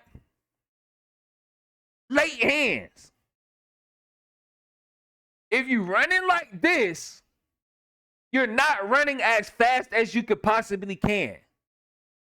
When have you ever seen a track race, a track meet? When have you ever watched track and you saw people running like this? Never. You can't run like that. As soon as you turn your head to look, you're slowing down naturally. So once you peek and see the ball, you turn your head, drive to where you saw the trajectory of the ball going, then you peek again, and you show late hands. Look at this nigga Jerry Jeudy. And I see why Steve Smith called Jerry Jeudy just a jag. Steve Smith called Jerry Jeudy right. He said in about 3 years, 2 seasons or so when he was with Denver, they wasted a first-round pick on Jerry Jeudy. Jerry Jeudy was picked before. Can't remember some of the receivers he was picked before. Brandon Ayuk, Justin Jefferson. Yeah, niggas drafted Jerry Jeudy. Ruggs was the first pick receiver taken. Then they took Jerry Jeudy. Both of them ass. And this right here, I wish I could get my cursor on the screen. Chat, if y'all know how I get my cursor on the screen, let me know that so y'all can start seeing what I'm looking. Jerry Jeudy's head is turned around. He's supposed to be a wide receiver going to catch a ball. Look, he still was looking for it. And look where it landed. That wasn't an overthrow by Shedeur. That was a half-ass route by Jerry Jeudy. But that was on 3rd and 5. Why the fuck are we doing that? But if you look at Jerry Jeudy's initial route, and this what pissed me off a little bit more, Jerry Jeudy wasn't even supposed to be running that. If Jerry Jeudy would have stuck with his route, chat, look, 35. Watch Jerry Jeudy right there in the inside slot. Inside slot, Jerry Jeudy. Look, he's supposed to be running the drag at the first down. That's him right there with the white sleeve. He's supposed to be running the drag. Now, if he did his route correct, like, it's 3rd and 5. You're supposed to be a veteran receiver trying to help your rookie quarterback. So on 3rd and 5, when you got the drag, which if you can't drag all the way across the field, because as y'all can see sitting on the other side of the drag, it's a corner and then it's a safety on the other side of the drag. So I can understand Jerry Jeudy saying, hey, I'm not going to be able to get all the way across to go all the way across on the drag. So if you can't go all the way across, Jerry Jeudy, on 3rd and 5, sit in this void in between the hashes. Make yourself available for your rookie quarterback. You're supposed to be a vet. Make yourself available for the rookie quarterback right there at the first down marker in space. But Jerry Jeudy wants to continue to route up the field. But look, if Jeudy would have sat, look at that safety going with Njoku on the out. You want to know why he got to go on the out route? Because it's a running back flaring in the backfield. So the corner has to stick with Njoku, and that safety linebacker has to now get out here to this swing route. So guess who would have been open right here in the middle? Jerry Jeudy. But when you a shit wide receiver with no brain, with just speed, you're not a route artist, you're not a technician, you just want to run the open field. Chat, if he would have sat his dumbass right here in the middle, it's a first down. But instead, he turned it up the field. Now you make your Shedeur have to throw. See, if that wide receiver and corner went there, that's on the 50. I need to know how to put a cursor on my damn thing. Like, I need to be able to bring my cursor up. If you look at the 50, that receiver is running a route he was supposed to run. Now you got Jerry Jeudy breaking his route off, breaking the drag route off, and now you done turned that bitch up 20 yards. You turned the drag into a 20-yard dragging up. Now Shedeur is like, okay, I got to throw this with precision, and I might got to sell it a little bit, because if I try to throw it a dot, if I try to throw it on the money, this corner could break on it, and that corner could break on it that's guarding the other receiver. But if Jerry Jeudy wasn't right here, Shedeur has the receiver that's on the 50 for a deep ball, but Jerry Jeudy fucked it up. I don't have to keep going over it. Jerry Jeudy fucked the route up. That's why it's two people in one place. That's why Fanning there and Jerry Judy. That's why Fanning like, man, he ain't go holler at Jerry Judy. He just like, man, get this dumbass nigga out the way. We gonna stop pausing though. Screen getting long. We almost at 2 hours. But hey, 4th and 5, 3rd and 5, you don't get a fucking yard. You punt. That's the name of the game. You call a terrible 4th and 5 play. Now you got the punt.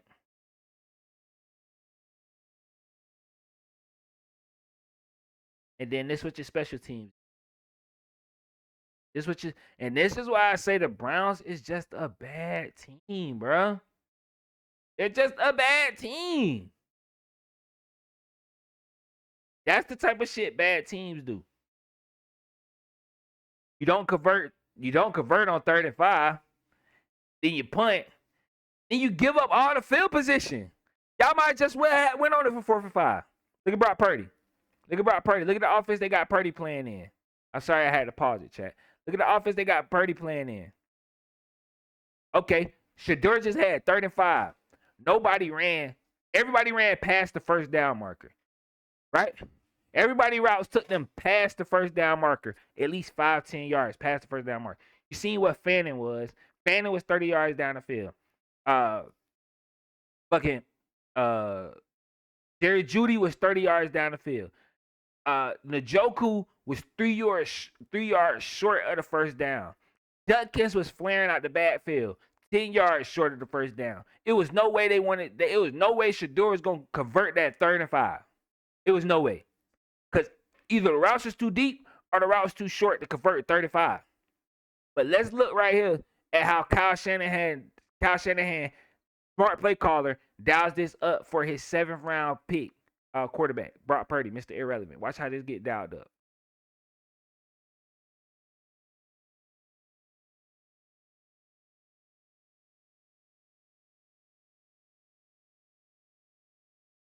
See, here in the slot, I don't know who this is. I think this is Jawan Jennings. It's not Ricky Pearsall because Ricky Pearsall outside. I believe this is Jawan Jennings. He sits and finds a space for his quarterback to find him. But at the same time, look at Christian McCaffrey. He not running a fucking flare out the backfield. He not running a 3-yard out. He's up the field, finding space. I'm pretty sure he had a route deeper than this, but he said, "Hey, I'm open. Let me get him in my QB face and see how he open and getting upfield." That's the simple play calls that I don't understand how they're not calling that for Shedeur. I'm just not. Look at this. Look at that. Look at that. That's a push. That's how you run 3rd and 1. That's how you go 3rd and 1. 3rd and goal. Grown man football. 3rd and goal. You don't try to get cute. You hand the ball off to your running back. And you tell your big fellas up front, push that motherfucker. Look, you don't get cute. And look at the push that they got. Touchdown. That's competent play calling. These are the play calls you make when your head coach know what the fuck they doing. Even if he don't have confidence in the quarterback, he got confidence in his play calls. Now here we are, 2nd and 3, Shedeur.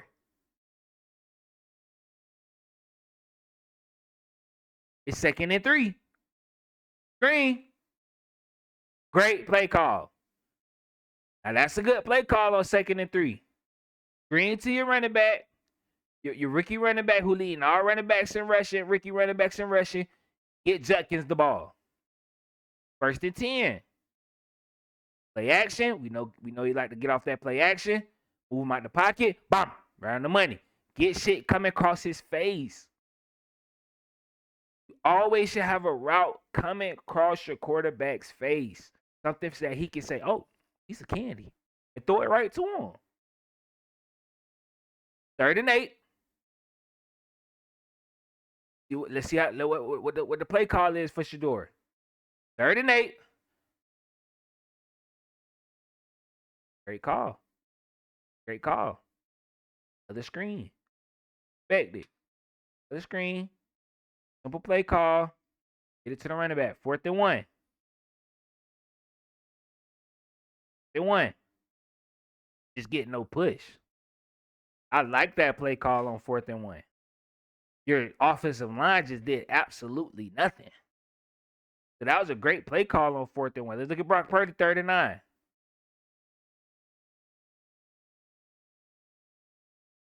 Come on, man. Simple throws, one-on-one throws. One-on-one throws. Hit Kendrick Bourne on the back shoulder. Bourne just wasn't able to get 2 feet in. 2nd and 11. Shedeur always in long down the distance. 2nd and 11.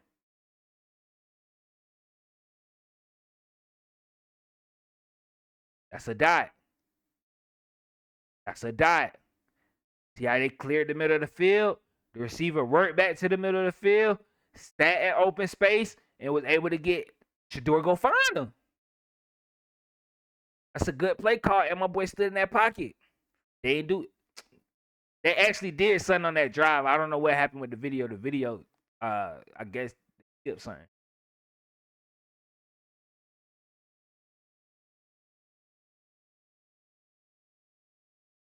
See how Brock Purdy always got an easy throw? All Shedeur throws is all tough throws. Look, 30-15. Always in long distance because they call stupid ass shit. 30-15.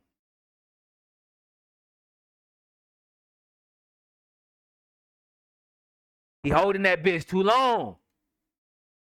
Like, that's one thing about Shedeur. You holding it too long. You're holding it too long. I will say that. He hold the ball way too long. That pressure coming. Get it to the whoever this is coming to the flats. Hit him right now. He open. This is open in the NFL. Whoever this is at the 40-yard, at the 45, almost the 43, 44, 30, or whatever this is, 35, 33, whatever the 38-yard line. This guy, hit him now. Look, the quarterback is bailing. Hit him now. Like if I'm Shedeur, offensive coordinator, that's all I'm telling him. Hit it now. Don't wait on it. Hit it now. In the NFL, this is open. If it's a defender around, that's open. Hit him now. He holding it. Look, you got Njoku out there in the flats. Hit him. You got Fannin sitting right here in your face. Hit him.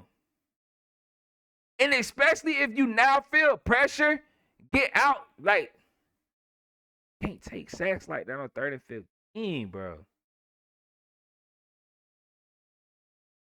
Just can't. 2nd and 9. Huh. Like, I told y'all, that's open. He threw between 3 defenders. But if you can see the numbers on your player's chest, he's open in the NFL. You can't wait for them to be wide open. It's not college. Not college. Nobody's going to be running on air. You're going to have to throw into some windows. And again, Brock Purdy, 7th round pick. Mr. Irrelevant, last pick of the NFL draft. And his head coach got in the mindset of, let me make simple reads, simple throws for my quarterback. He's a game manager. Brock Purdy's not a game changer, so this is how you build them. This is the same type of offense that should be running the door. Simple. Nothing more, nothing less.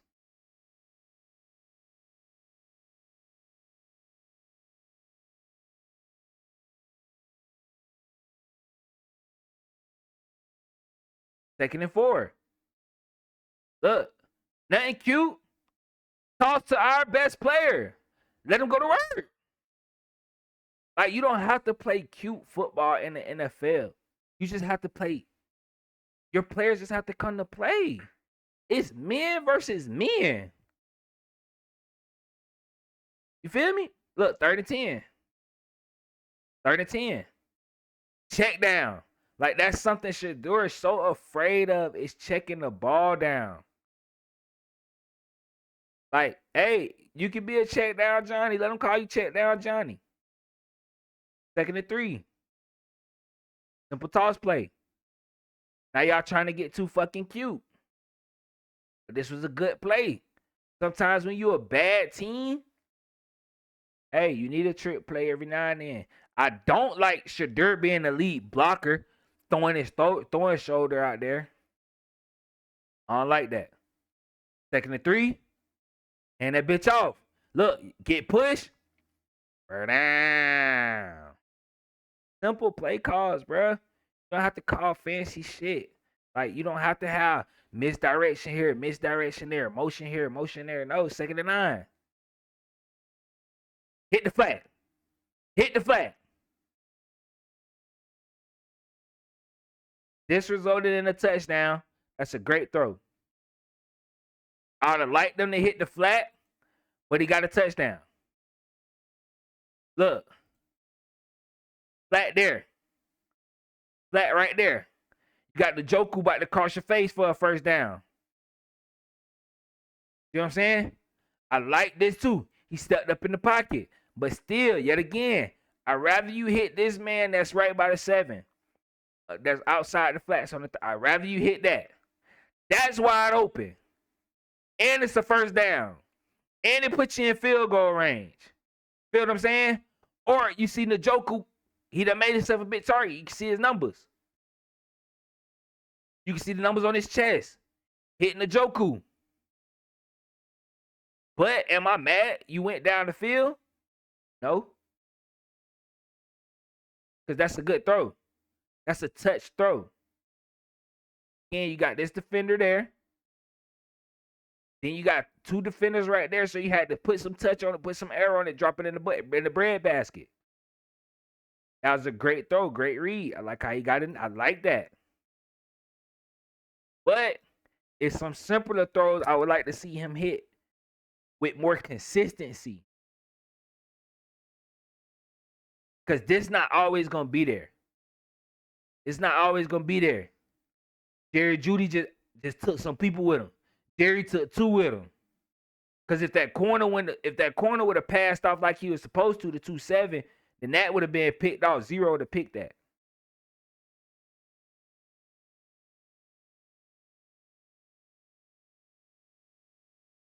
Then they went Wildcat. Cleveland always trying to do, like, they're always trying to do the fucking most. 8-7. Let's just get down to the later of the game.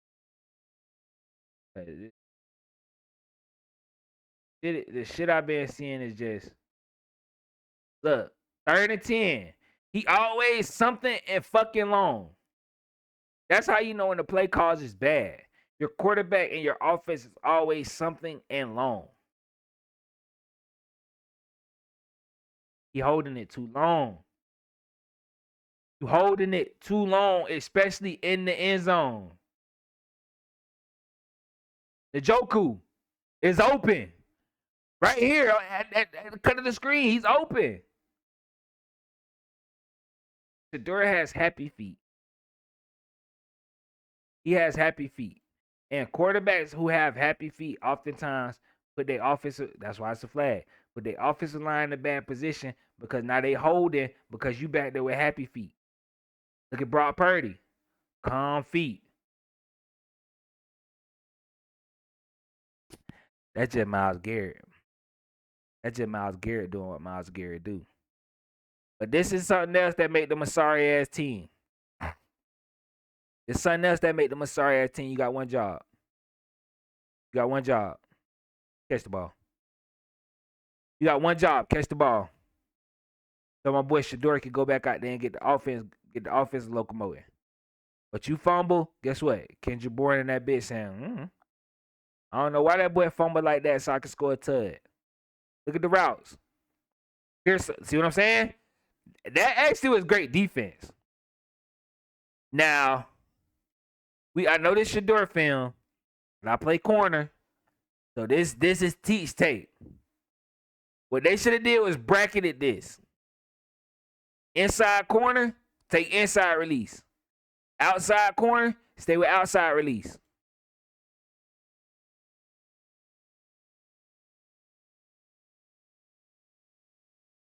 Seven to the pass born to the inside corner. Inside corner shouldn't have chase this downhill. Look, and then you open up the inside. Same shit I was telling y'all about Florida State. Once you open up the inside to the quarterback's eye line, you dead. So that was just some little teach cornerback tape right there. If you go play inside out, stay inside out. You shouldn't be chasing it to the inside. Pass, pass, pass. Pass, pass, pass. Bump, bump, bump. You bumping it. You passing it. You bumping and you passing. Well, y'all see this game got out of hand quick. Ain't really too much. But y'all see, they just ain't. The offense just is not look good. Whatever the plays they calling for Shedeur, ain't it? 23-8, terrible. Like, see if we can see one.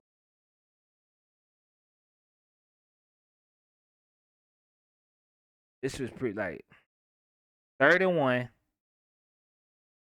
Shotgun. Here's the 1 yard they got to get right here. They got to get this yellow line on 1 yard. They're back. 1, 2, 3, 4, 5, 6, 7. 3rd and 1, but you got to get 7 yards to get the 8th yard. I don't understand it.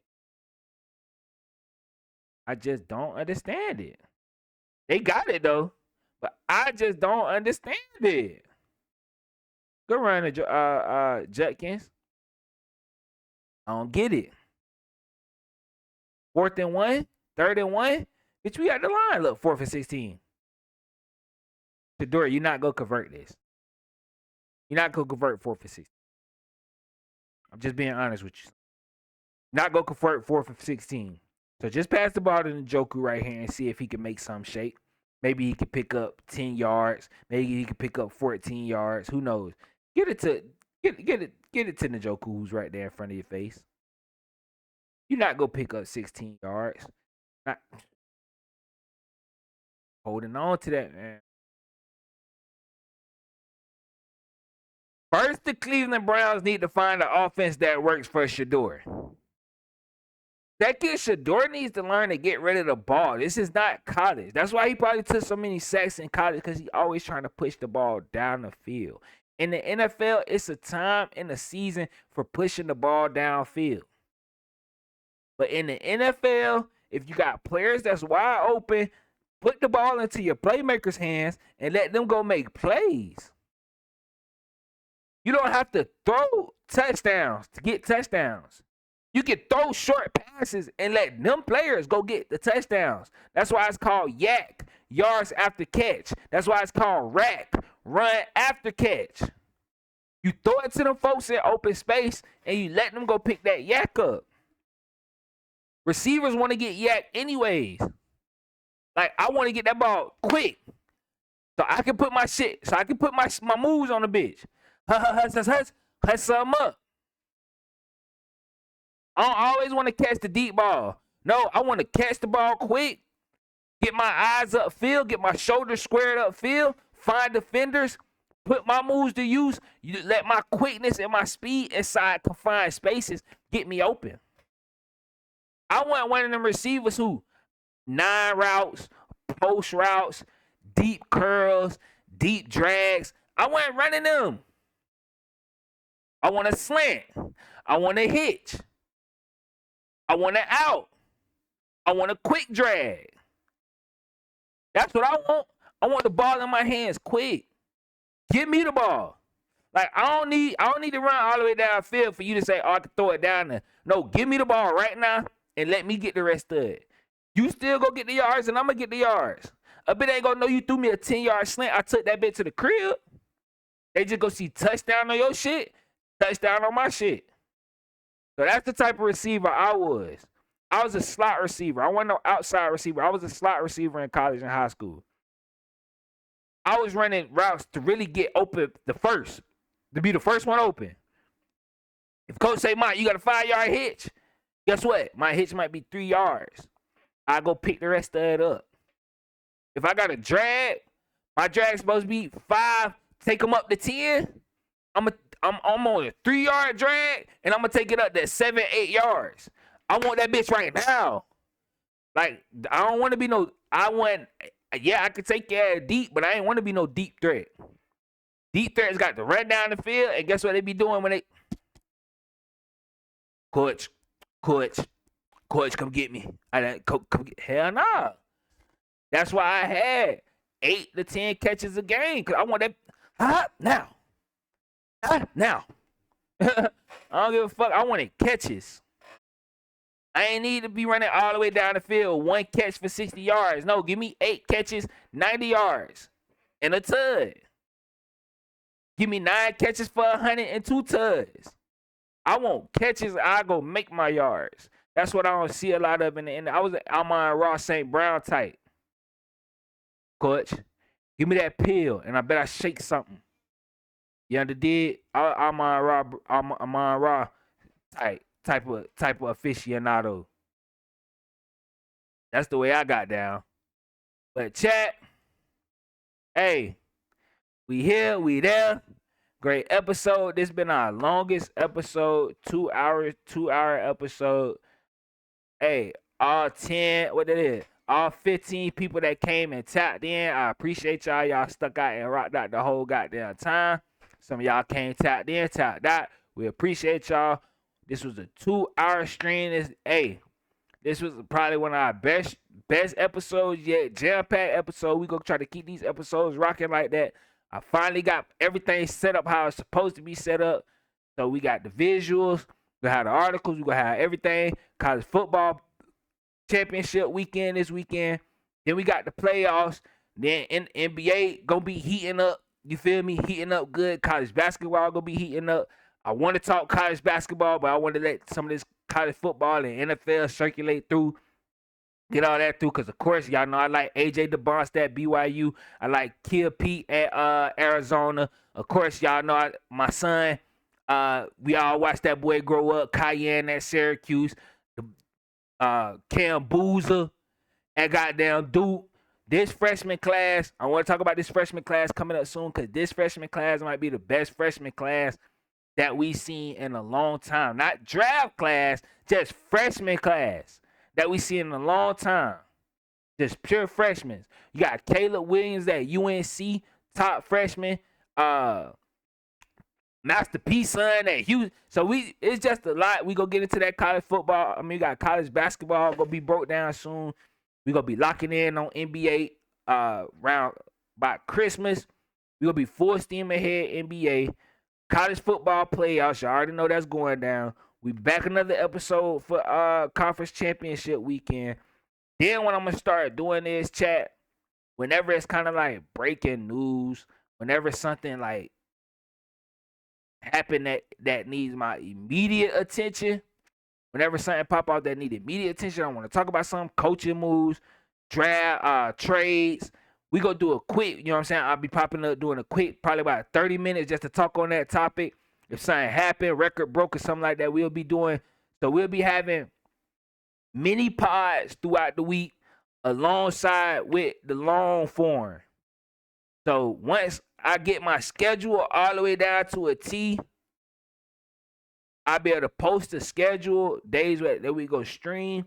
But again, I actually don't have no schedule because sports is, y'all know how sports go. So we might have a good 3-4 day cycle of good sports. Y'all will see me every day. Then if it ain't nothing, we'll come back to the conclusion on a day or two. But I will be starting to put them little 30-minute forums out just so y'all start seeing my face every day. I talk about either one subject to something that broke the news for the day, news cycle for the day, and then we'll be, so them will be 30 minutes, 30 to 45 minutes, depending on the topic, 20 to 45 minutes episodes, depending on the topic. Then when we do our long streams, them gonna be an hour and a half, 2 hours max. You feel me? But again, shout out to my sponsor, WR Energy, for streamers, for gamers. W, my very first sponsor. Shout out to W, man. I got a QR code and a 30% off code for W coming up. I'll be dropping that on the social medias. Then it'll be something that y'all will see in the streams once I get my overlays and stuff with all that business in there. But again, I appreciate y'all for pulling up on me, for listening to me. If that been 5 minutes, 10 minutes, 2 minutes, I appreciate y'all pushing up on the boy. Till next time, committee out.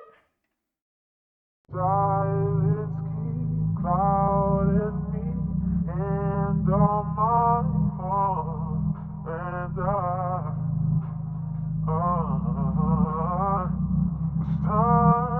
never better. Yeah. Styling no. Listen, but got pictures with me smiling no. All the things you need, you still want problems though. All the things I know, I still been silent though. Yeah. Used to be at Silver City Indigo. Used to be in lunchroom playing dominoes. I don't wanna have to go to funerals. I gotta start sleeping at the studio. I don't have no time to be no Romeo. All the love I need is at the rodeo. All the love I need is here at OVO. Yeah.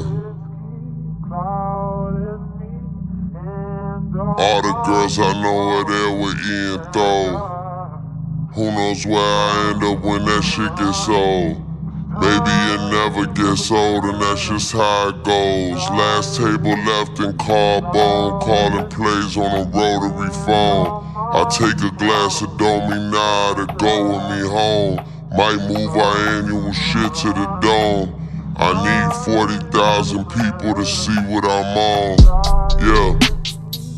Ducked a lot of spiteful moves. I was an angry youth while I was writing views.